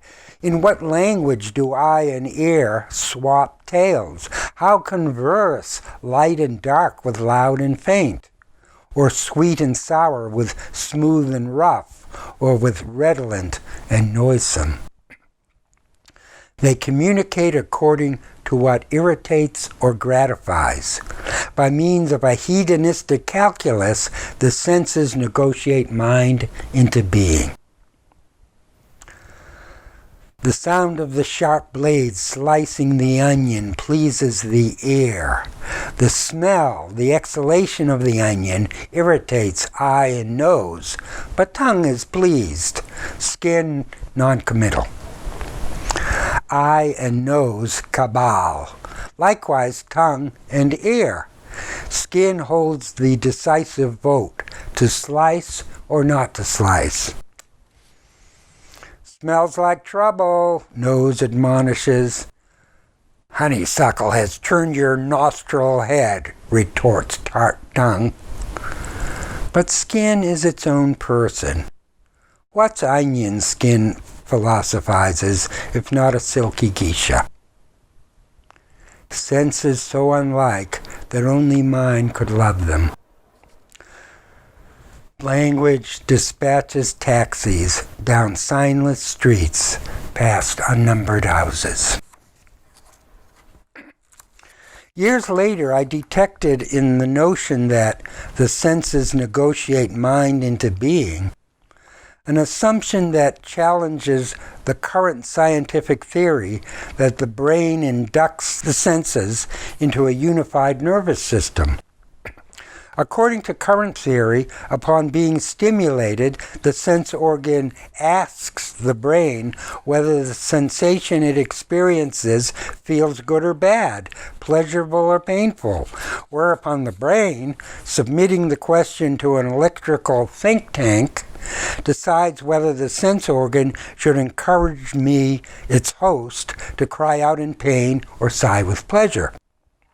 Thanks to the speed at which an electric impulse completes its circuit, all this, of course, happens in an instant. In short, the brain translates 5 unrelated languages into the lingua franca of nervous electrical energy.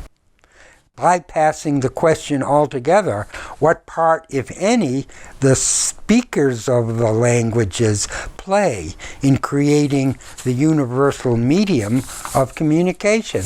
That is, what part the senses play, if any, at all, in forming the cerebral cortex?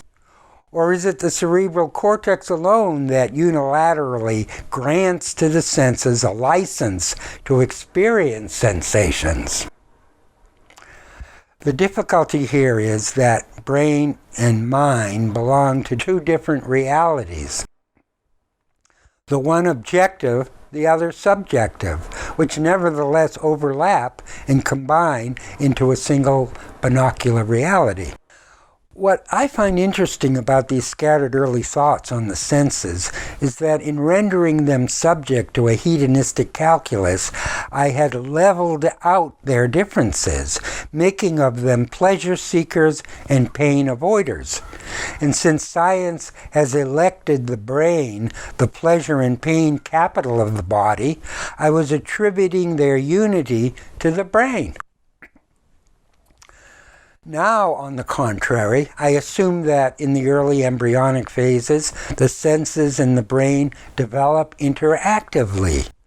One might say that the senses indeliberately create the brain at the same time that the brain just as indeliberately translates simultaneity of sense activity into undifferentiated unity, which in turn overlooks their differences in an attempt to unite them.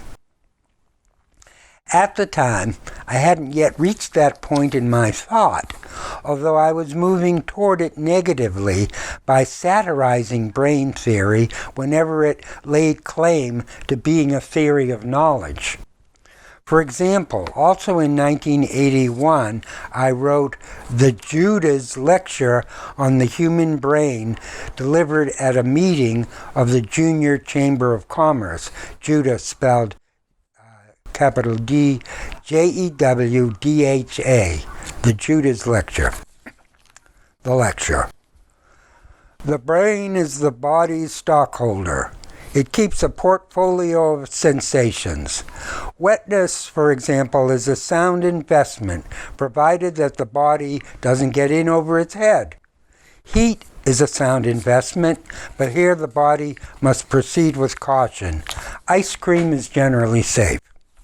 Since I happen to have my brain with me today, let me pause for a moment and put a question to it. How sound an investment is the brain itself? My brain answers as follows. Oh, good. Very good indeed. I'm highly enthusiastic. You can put all your eggs in that basket.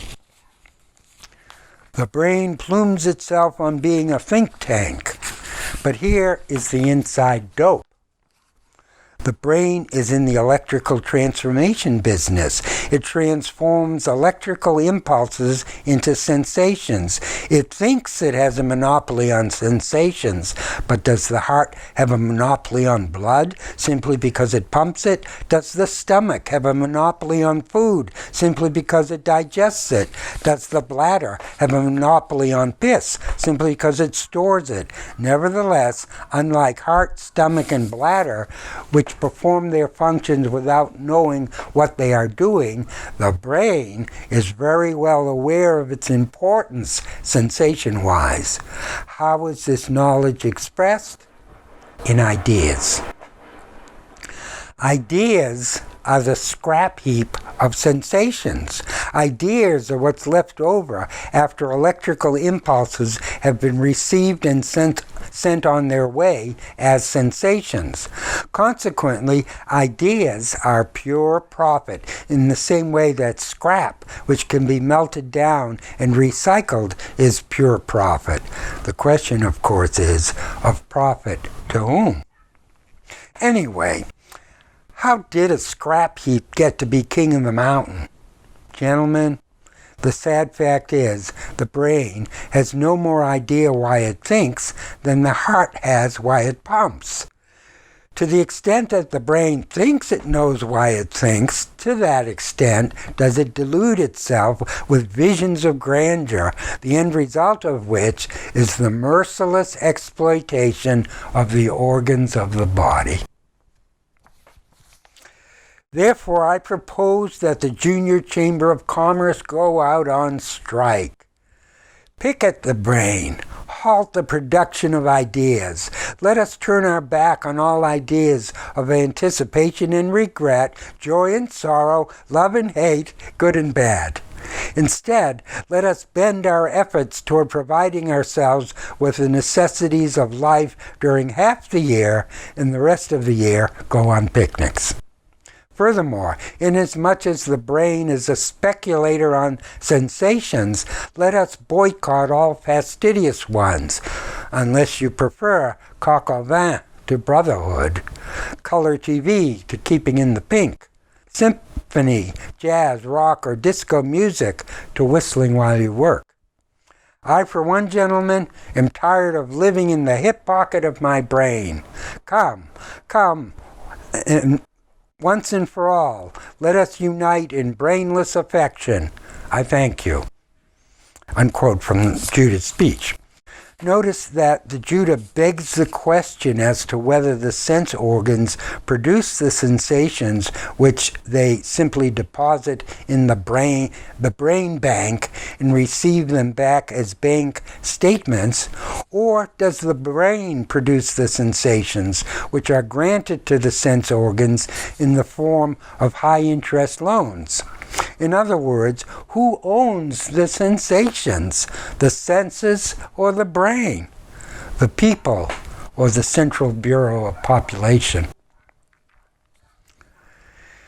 In 1988, once again I took up the subject of how mind serves to control and integrate the diversity of the body.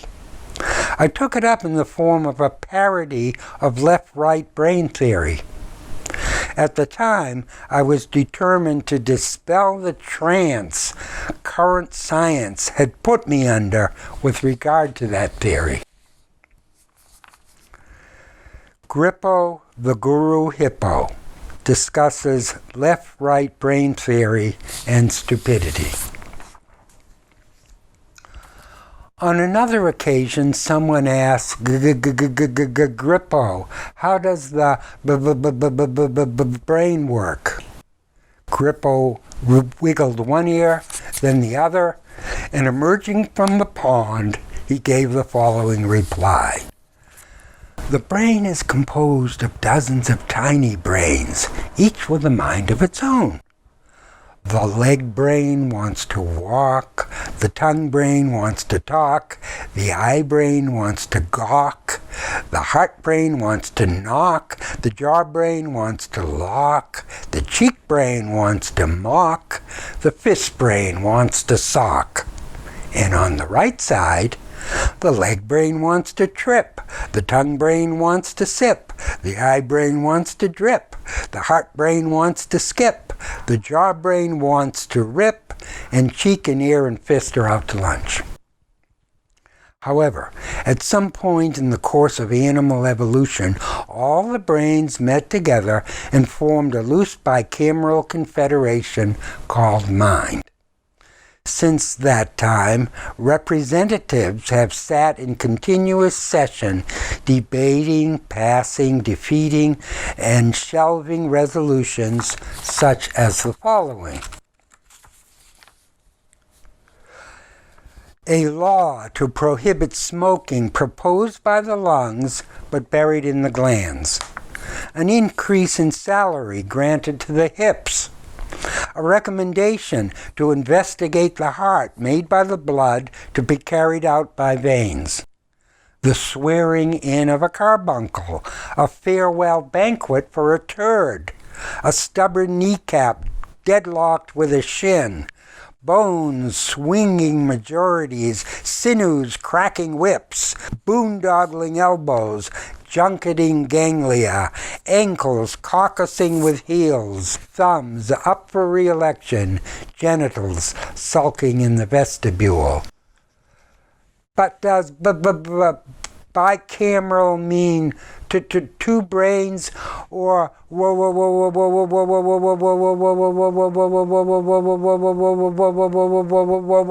one? Here's what you ask. When you tear a match out of the matchbook, rub the match head against the scratch pad, and light a cigarette, are your left and right hands two machines functioning cooperatively or two parts of the same machine functioning diversely? I really don't know. But if you wish to prove that you have two brains instead of one, place your left hand under a stream of hot running water, your right hand under a stream of cold running water, and ask yourself why you do not experience the sensation of lukewarm running water, a sensation which you might have expected had you a single brain where hot and cold mix. But no, the sensations of hot and cold remain distinct. Therefore, you have two brains instead of one. Now, suppose you wish to prove the opposite, that you have one brain instead of two. Then argue this way. The sensation of wetness is the same in either hand, irrespective of the temperature of the water. Therefore, if you have two brains, the brains must be in agreement with respect to wetness. But if the brains are in agreement, that is tantamount to admitting that you have one brain instead of two. Consequently, whether you imagine you have one brain or two or 100 is a matter of convenience. I myself have chosen to imagine that I am unibrained on the odd days of the week and equibrained on the even. And since today is even, Grippo, another interrupted. My thoughts get in the way of my feelings. How can I get rid of my thoughts? This person, Grippo asked in turn, why do you wish to become stupid? If you stop thinking, which contrary to popular Zen opinion is quite easy to accomplish, you will overlook an obvious thought which all feelings call to mind, namely the thought of mutability. For mutability is to feeling as wetness is to water. Mutability is what all feelings have in common, just as wetness is what all sensations of hot and cold water have in common. And just as it is impossible to disassociate the sensation of wetness from water, so it is equally impossible to separate a sense of mutability from feeling. And whether you declare, grr, am I angry? Wow, am I surprised? Is that good? Or, ugh, is that awful? You can be certain you will not feel that way for very long. However, if you turn your back on thought in order to free your feelings, you will ignore what you already know about feelings, that they always change. And to ignore what you already know is to become stupid.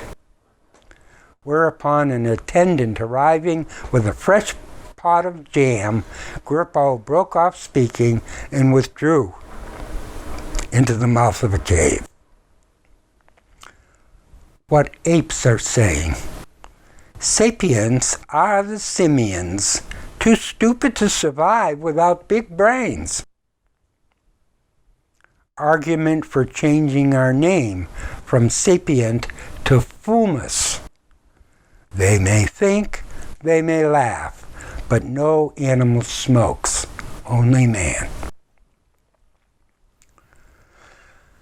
I assume that random sensations occurring simultaneously may be said to occur synchronistically, that is, to be significant or meaningful if the simultaneity is intentional. But how do I determine whether or not the simultaneity is intentional?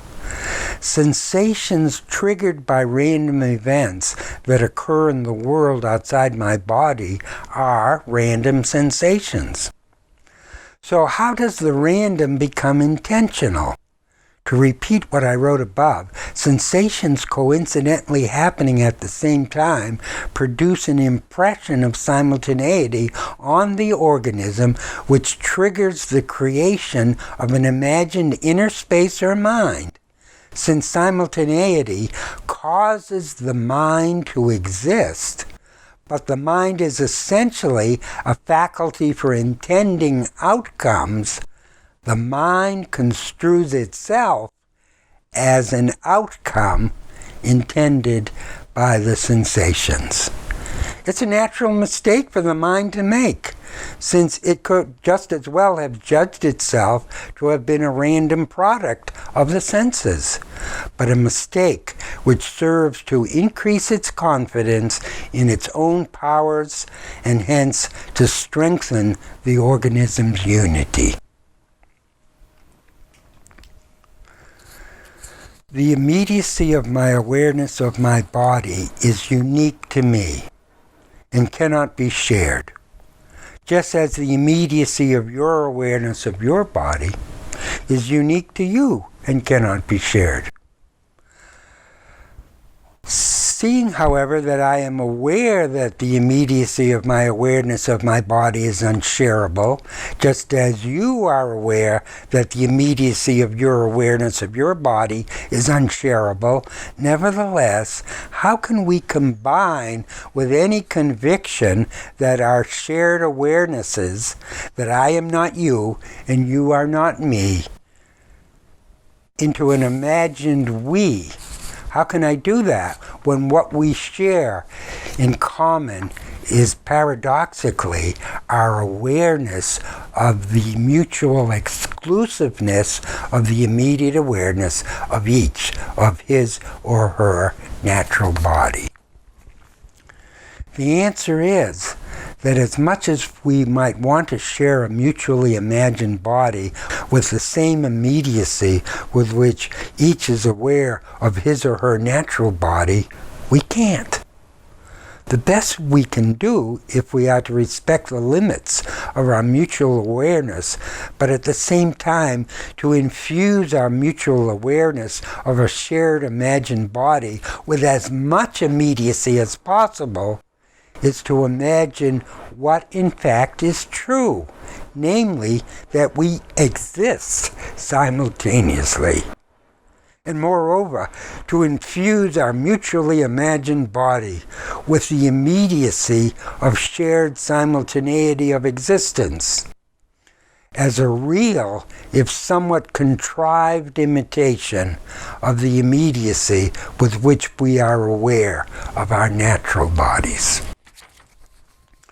Of course, a society inspired by the simultaneous existence of its members would draw its inspiration from the present, not from the future nor from the past. Correspondingly, political power would shift from those who were here first to those who are here now, including those who were here first, but with their sense of priority inversely proportional to their increasing age. Ownership would loosen up to become the exclusive right to trespass. Also, investment would shift from buying up the future before it arrives to renovating the present before it disappears. Cultural expressions of simultaneity at the root of sempiternal personifications are described in The King's Two Bodies, a study in medieval political theology by Ernst Kantorowicz, Princeton University Press, first printed in 1957. I've already quoted from the book. Here are some more extensive quotations, and you'll begin to see how medieval legalists and theologians, without knowing the theory of mind-body being presented here, just indeliberately constructed concepts based on it. The quote: "The body politic of kinship appears as a likeness of the holy sprites and angels, because it represents, like the angels, the immutable within time. It has been raised to angelic heights, a fact which is worth being kept in mind." Quote continues, "The body politic is active in the individual king like a deus absconditus, like a deity hidden away." Indeed, hidden away. Now we know exactly how hidden. That was me, not Ernst. Quote continues, "Notwithstanding that these two bodies are at one time, that is simultaneously, conjoined together, the two bodies of the king, yet the capacity of the one does not confound that of the other, but they remain distinct capacities. In late antique art, we often find the halo bestowed on such figures as might impersonate a super-individual idea or general notion. This special mark of distinction indicates that the figure was meant to represent, in every respect, a continuum, something permanent and sempiternal beyond the contingencies of time and corruption. Roman provinces such as Egypt, Gaul, Spain, and others were sometimes represented with a halo, for example, in the late antique Notitia Dignitatum. In that case, we usually call these haloed females abstractions or personifications, which is correct as far as it goes, but we have to be aware that the most significant feature of all abstractions and personifications is their supra-temporal character, their continuity within time. In fact, it was not so much the personification which was made conspicuous by the halo as the genius, we say genius, Genius, of the individual province, that is, its perennial creative and seminal power, since genius derives from gignere, the Latin which means to reproduce. Much of what today we are inclined to associate with slogans such as Roma Aeterna or La France Éternelle was very precisely expressed by the Egyptus, the Gallia, the Hispania when adorned with the nimbus, the halo. The same was true with regard to notions of virtues. Justitia or Prudentia, who were goddesses in pagan antiquity, were meant to represent forces perpetually effective or forms of being perpetually valid when depicted in Christian art with the halo. In other words, whenever we capitalize a notion, and in the English language even change the gender from neuter to feminine, we actually are haloing the word or the notion and are indicating its sempiternity as an idea or power. Another quote from Kantorowicz. We may think, though, of other words than of marble is the stone, and putrid there he lies, as well when contemplating those tombs of powerful princes, spiritual and secular. Kantorowicz is describing here the tombs where a statue of the dead person is above, and below is the remains, the actual physical remains of the person. So the statue on top of the physical remains. For the decrepit and decaying body, natural in the tomb, now separated from the awe-inspiring body politic above it, appears like an illustration of the doctrine expounded over and over again by medieval jurists. Tenens dignitatem sed corruptibilis, dignitatis tamen semper est non moritur. Quote, the incumbent of a dignity may decay. The dignity itself is nonetheless forever. It does not die. So the king's statue above represents the political king, the king who oversees parliament, who makes decrees. That doesn't die. That's a perk for government, that it continues. And that's the dignity. And the real king is the skeleton. The king is dead, long live the king. Quote, our rapid digression of funerary ceremonials, effigies, and sepulchral monuments, though not directly related to the rites observed for English kings, has nevertheless yielded at least one new aspect of the problem of the two bodies, the human background. Never perhaps, except in those late Gothic centuries, was the Western mind so keenly conscious of the discrepancy between the transience of the flesh, focused on by, of course, Christianity, the Christian church, and the immortal splendor of a dignity which that flesh was supposed to represent, the office that the king represented, and of course eternality of the church.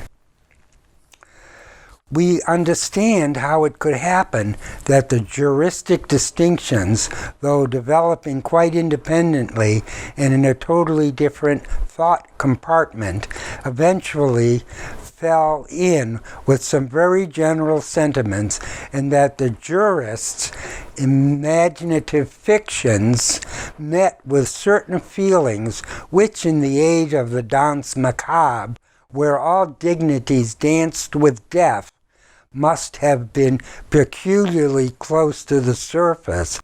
The king is immortal. You assassinate the king, however, the king bleeds to death. The two have never been closer, Kantorowicz says, than in the Middle Ages, because so close that the theologians in the church and the jurists working on laws and government theory are back to back.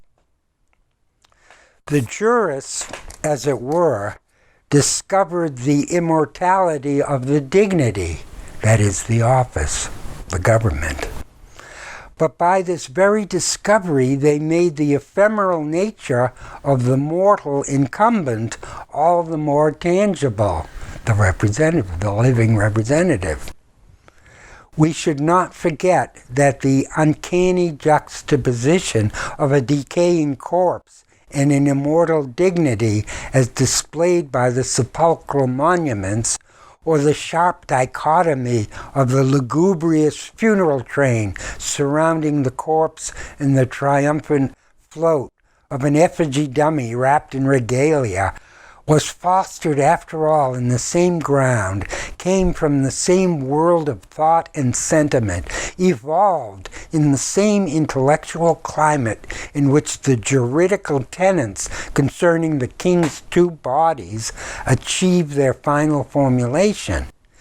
In both instances, there was a body mortal, God-made, and therefore subject to all the infirmities that come by nature or accident. That's Genesis, God created it. Set against another body, man-made, and therefore immortal. That is, the monarchy, the republic, is supposed to last forever, which is utterly void of infancy and old age and other defects and imbecilities. One king succeeds another eternally.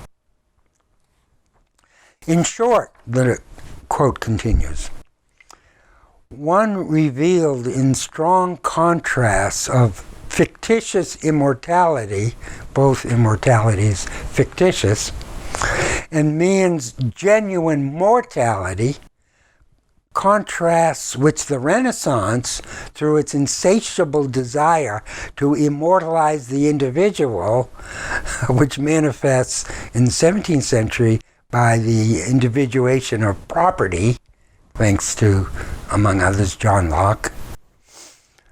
That's me, not Kantorowicz, in case I'm wrong. I don't think so. Through its insatiable desire to immortalize the individual by any contrivable tour de force, not only failed to mitigate, but rather intensified. There was a reverse side to the proud reconquest of terrestrial Ivum, eternity on earth. At the same time, however, immortality, the decisive mark of divinity, but vulgarized by the artifice of countless fictions, like the state, was about to lose its absolute or even imaginary values. That is, the divinity was. God was about to lose it just because of the close contrast, a comparison with the man-made artifices. Unless it manifests itself incessantly through new mortal incarnations, it practically ceased to be immortality, God's immortality. The king could not die, was not allowed to die, lest scores of fictions of immortality were to break down. And while kings died, they were granted the comfort of being told that at least as king, they never died.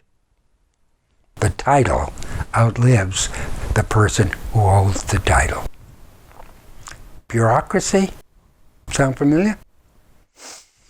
The jurists themselves, who had done so much to build up the myths of fictitious and immortal personalities, rationalized the weakness of their creatures, and while elaborating their surgical distinctions between the immortal dignity, the office, and the mortal incumbent, and talking about two different bodies, they had to admit that their personified immortal dignity was unable to act, to work, to will, or to decide without the debility of mortal men who bore the dignity and yet would return to dust.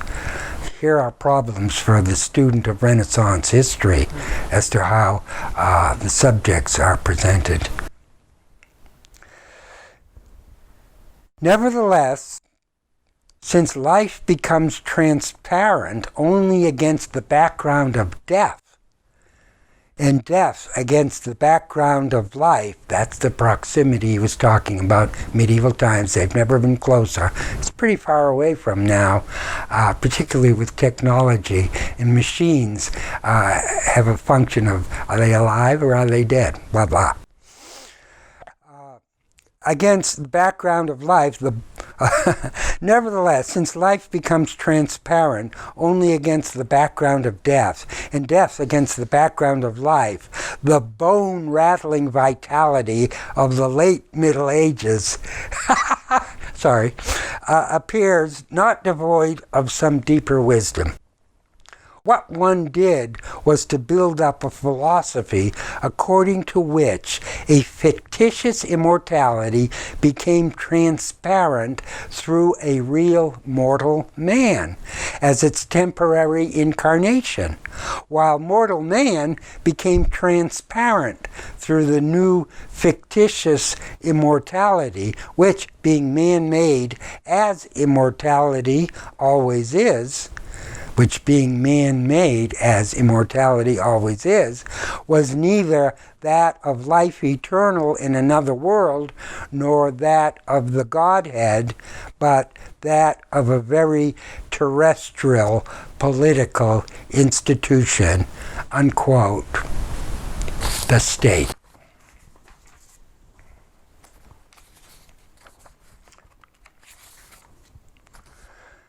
Thanks to Kantorowicz, we understand why we can't hold a position in any institution unless we believe that the office, epitomized by the title, upholds the dignity of the officer, not the officer, the dignity of the office.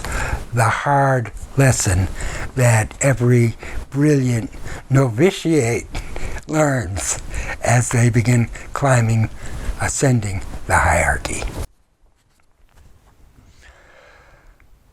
I am the ongoing fiction which my living body imagines, experiences its sensations. When life leaves my body, I evaporate.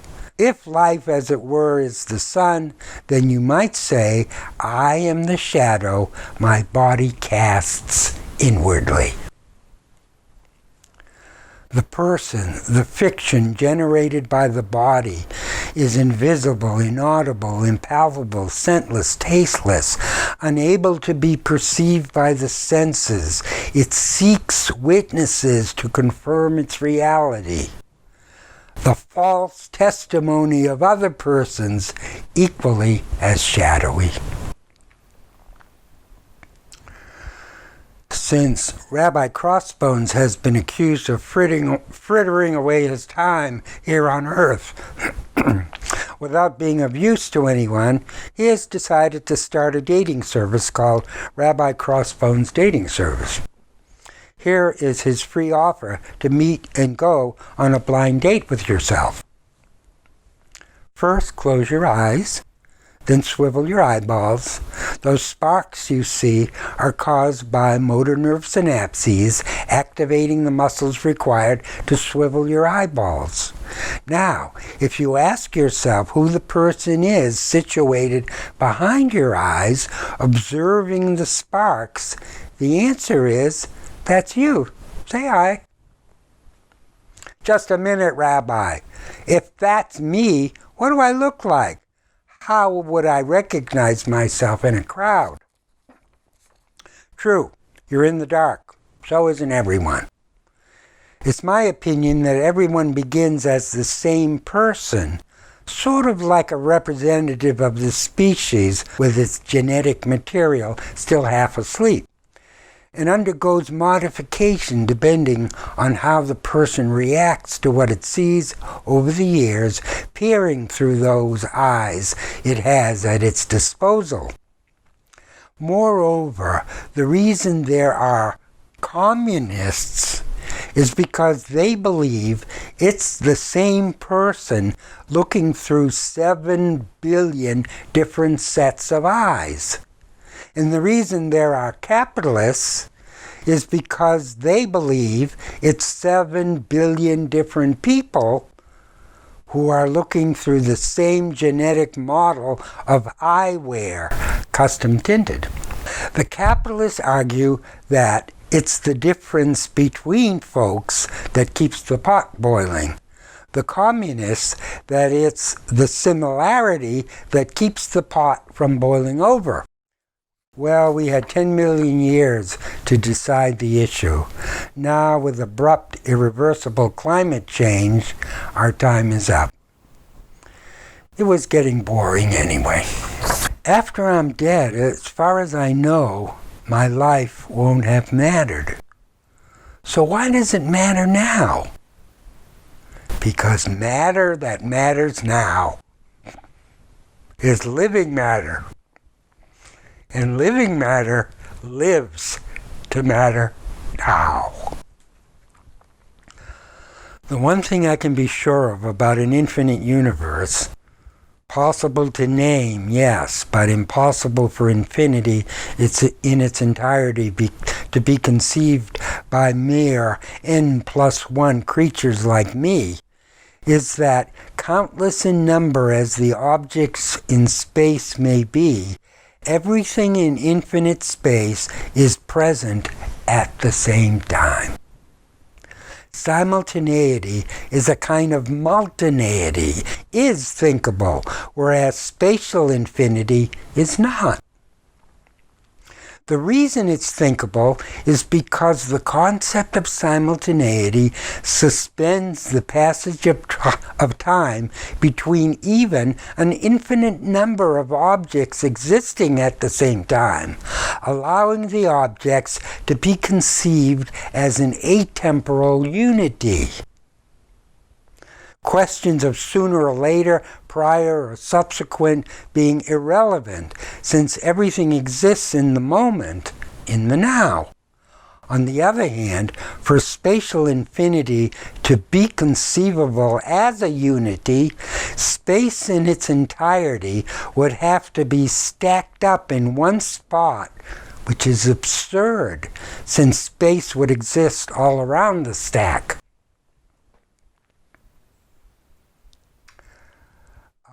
The next is a quote dealing from a book whose title is Suddenness on the Moment of Aesthetic Appearance by Karl-Heinz Bohrer, translated by Ruth Crowley, Columbia University Press, 1994, and it's a translation of Plötzlichkeit, Surkamp Verlag. Quote, "The modern writer, to the extent that he is not shielded by his worldview, that is, occupied with ideology, has already left behind traditional models for understanding reality. Hofmannsthal's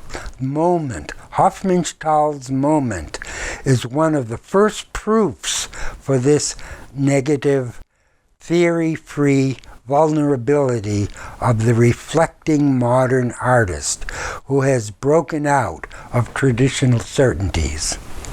The epiphany of the moment is the only thing of substance remaining to such a writer. All ideologies, concepts fall away, just the moment is left. It cannot be interpreted symbolically and does not point beyond itself, but instead it calls into question every sort of anticipated continuity. Every sort of anticipated continuity is the heavy here, against which is the heroic, isolated moment." That's what Bohrer is talking about.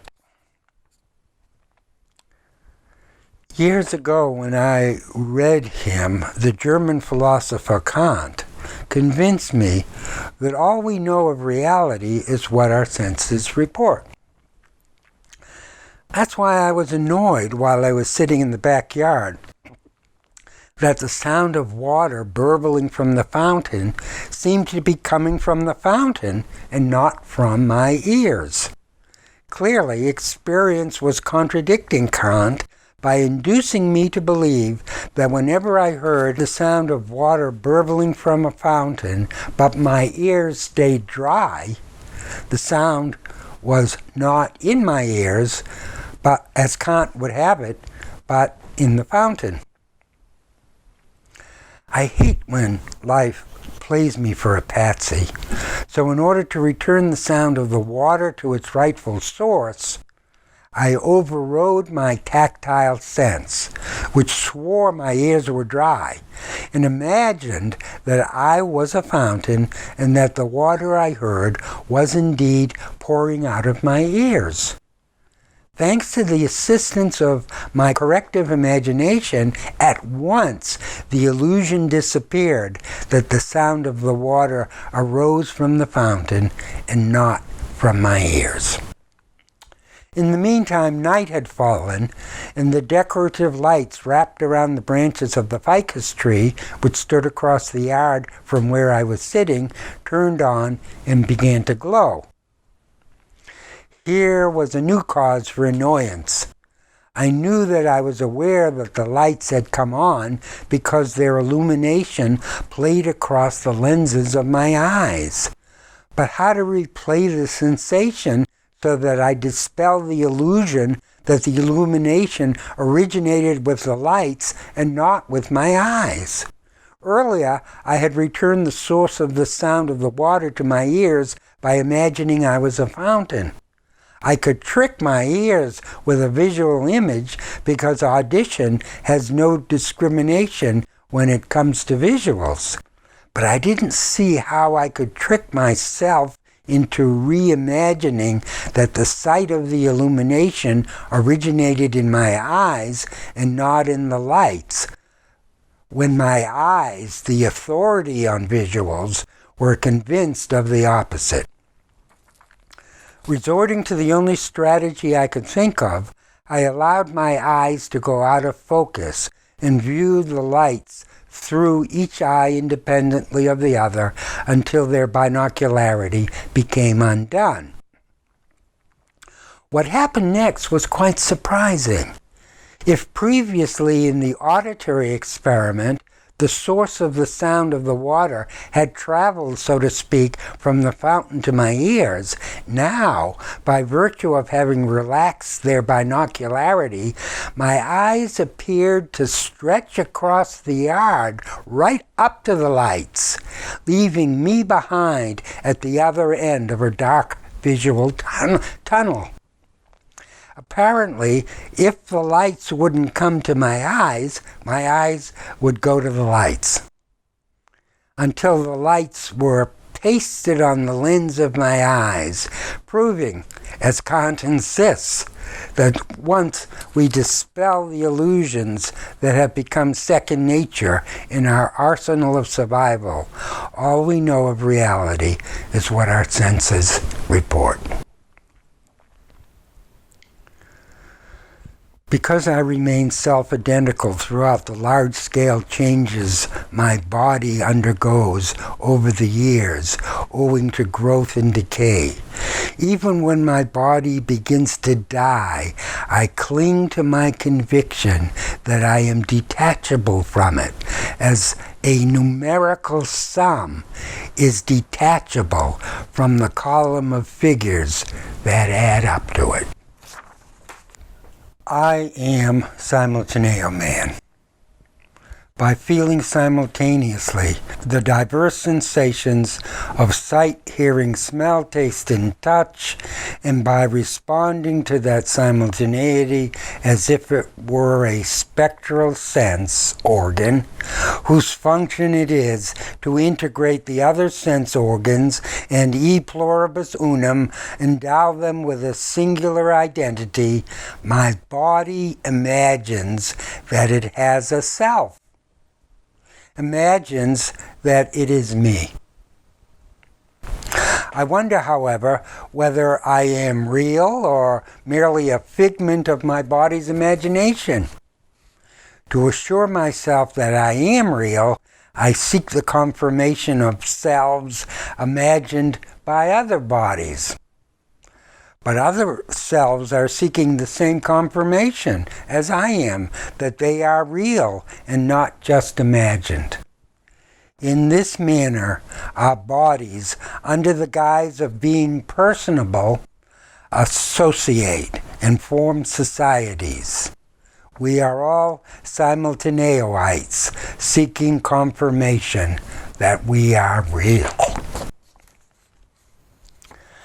As Hegel and Marx feared to admit lest they be stigmatized as unscientific, society may very well be a person, at present no more than a scarecrow, that is, an effigy of itself, whose self-awareness manifests by fits and starts in the inexplicable coincidences and synchronicities that befall individuals. To put it naively, if we can arrange living conditions so that everyone feels comfortable enough not to expect the worst from each other, reading each other's minds may make communication as we know it obsolete. So when we experience synchronicities, it's society who is having the synchronicities, but it's still fragmentary, and so we think it's our synchronicities when it's. If only we could get ourselves together to receive it as it deserves. The instinct to survive literally means the instinct to outlive. Since it's impossible to outlive myself, it must mean the instinct to outlive the people around me. But if I love the people around me, why should I want to outlive them? Marv, what makes it instinctive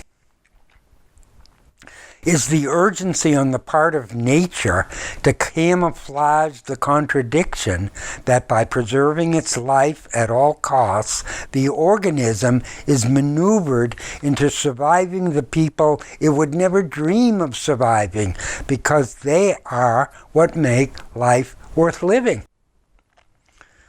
Certainly taking life is ruthless, but preserving life can also rank high in ruthlessness.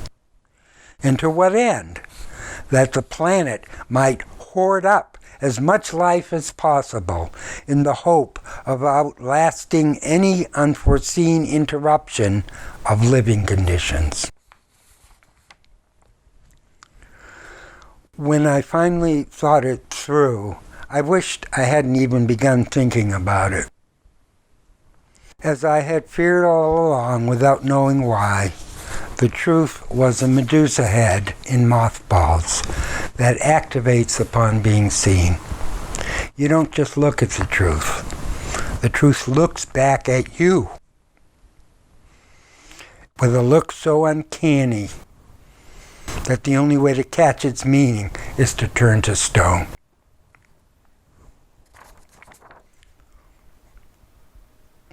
Currently, it's a toss-up whether to consider everyone half-baked or previously frozen. Wild truth and cultivated truth. Wild truth is premised on the infinite, cultivated truth on the finite. Simultaneity is what they share, as if the eternal and ephemeral require the simultaneity inherent in the moment to cohere. As if for the eternal and ephemeral to mesh, it's necessary for reality always to be suddenly caught off guard in mid-stride, remembering it forgot its hat. I'm pleased that the problem of the participation of the eternal and ephemeral in Plato's Parmenides, the dialogue, finds its solution in the concept of simultaneity, a concept which puts time on hold indefinitely. Anesthetic, the word, Greek, anesthetos, means insensible, from the Greek verb aisthanomai, itself derived from aio, to perceive. Latin, audio, audition, to hear. Oris, ear.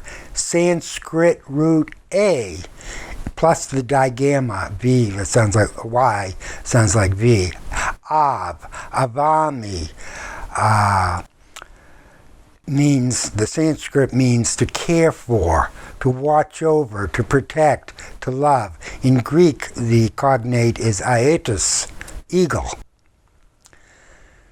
The irony that mind should function as an anesthetic to mute the stressfulness of bodily change, and is not, as science brags, the doctor in charge. If I define the present moment as being simultaneous with itself, with respect to itself, it's timeless. And yet, if I admit that it passes with time, I must explain without contradiction how a timeless moment disappears with the passage of time. Zeno, the ancient Greek philosopher Zeno, argues below in an analogous fashion about space, that since an object occupies a space equal to itself, with regard to itself, it's motionless. Zeno doesn't say so because it's not relevant to his argument, but if an object occupies a space equal to itself, it's also simultaneous with itself. Okay, Zeno's argument from Concepts of Simultaneity by Yammer. Zeno's third argument, known as the arrow, claimed that motion is impossible because, as Aristotle phrased it, everything is either at rest or in motion, but nothing is in motion when it occupies a space equal to itself. And what is in flight is always at a given instant occupying a space equal to itself. Hence, the flying arrow is motionless. And Yama comments, an equivalent but more elegant formulation was given by Diogenes Laertius in the 3rd century AD. Quote from Diogenes. That which moves, moves neither in the place in which it is, nor in the place in which it is not. The same paradox. And my response is, if I'm watching a film in which someone shoots an arrow, since the movie screen remains motionless, I can argue that the motion of the arrow is impossible. Growth and decay on the outside, time standing still on the inside, ceaseless change and unchanging point of view. What do I infer from that? That materiality and mentality are correlative. That the only way I am conscious of exterior change is in contrast to interior timelessness. Simultaneo man is everywhere at once. He's everyone at once. He's an ounce of once, spread thinly through everything. When events happen at the same time, with respect to time, they are the same event, as would two objects be the same object if they occupied the same space. I define the present as being simultaneous with itself and also with me, as distinct from the future, which I anticipate will be simultaneous with itself and also with me, but as yet is not, and from the past, which I recall was simultaneous with itself and also with me, but no longer is. Yes, how to break the news to mankind that the only motive anyone could have had to expose it to the unbearable loneliness of being, a loneliness which drives us into each other's arms for consolation, was an uncontrollable impulse to thrash about in space in a futile attempt to escape that very same unbearable loneliness. God, we forgive you. Had we been in your place, we would have done the same thing. And probably would have neglected to make amends by shooting us up with life to drive us wild. Newton says, God is everywhere, created minds are somewhere, now we know where, and body is in the space it occupies. I comment, if For God, I substitute infinity, then Isaac is speaking my language. Infinity is a bus which, no matter how fast you run to catch it, you never will, because you're already on it. I have the choice of asking myself, who am I? Or, who are you? If I ask, who am I? I'm aware I could have asked, who are you? But I've chosen to talk to myself as if I were the same person, rather than as if I were a different person. What surprises me here is that I must entertain at one and the same time that I am the same as myself and different from myself in order to choose between them. I fear I've fallen under the spell of my brain, which instinctively programmed to unite everything under the sun, including the questions, who am I and who are you, require me to push back to maintain my sanity whenever the contents contradict each other. And the contradiction always hinges on the impossibility that two things can't both be true at the same time. Do you get it? At the same time. Everything is drawn into the vortex of the simultaneity of the moment, where the tighter the unity, the more explosive the contradictions. And here's the Edgar Allan Poe-like upshot. The more desperately I feel I am at my wit's end, the more at one I am with myself. Good job, brain. Nice work, Simultaneity. Now I understand why I feel in general that the more systematically I describe reality, the more reality vanishes into a clear blue sky of contradictions. If mind is the hallucination that anesthetizes endless becoming, being aware that it is no help.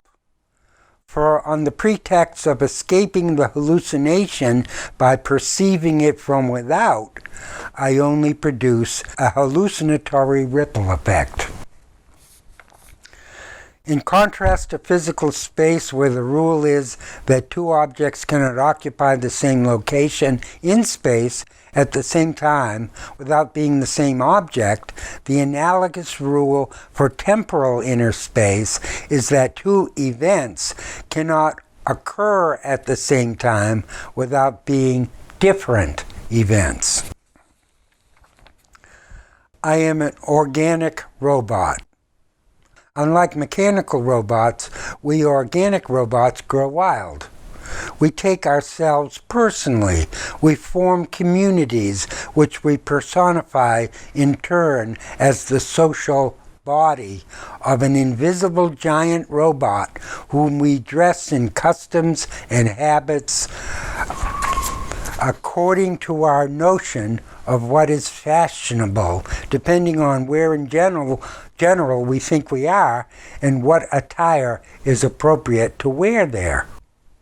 But since we can't agree on where we are or what attire is appropriate, because all we have to go on is that we're on a planet going around the sun, we break up into communities, that is, opposed factions within the world community. The communities contest with each other for ownership of the planet until by elimination only one community is left, the winning community, which appropriates the planet as its prize. In the meantime, we dress any way we like, so long as the attire is appropriate for spending all our days and nights as wild robots. The body produces the hologram of a human. That's the you feel inside you, which in vain seeks the confirmation of other holograms that it's as real as the body that made it. That's why people who haven't heard the news network for all they're worth, for all the good it does, to feel more real by being confirmed by a host of phantoms. The fact that space is infinite makes it unique, because since it occupies all the space there is, there's no room for a second infinite space. In addition to simultaneity, then, uniqueness is another quality the finite and infinite share. The finites are unique, one at a time, the infinite altogether. My awareness of myself is unique, since no other can be aware of me from head to toe, so to speak, and inside out, like I can. I assume, moreover, that your awareness of yourself, like mine, of myself, is likewise unique. So, in each other's company, two persons, each isolated from the other by their bodies, are simultaneously aware of each other. Our shared presence creates the illusion of timelessness, a quality which is inherent in simultaneity. This distraction from the mutability of our bodies comes as a great relief. We are solaced for our solitary confinement in our bodies. Time doesn't pass. We pass through time. Time stands still. The time it takes to pass through time, we call lifetime.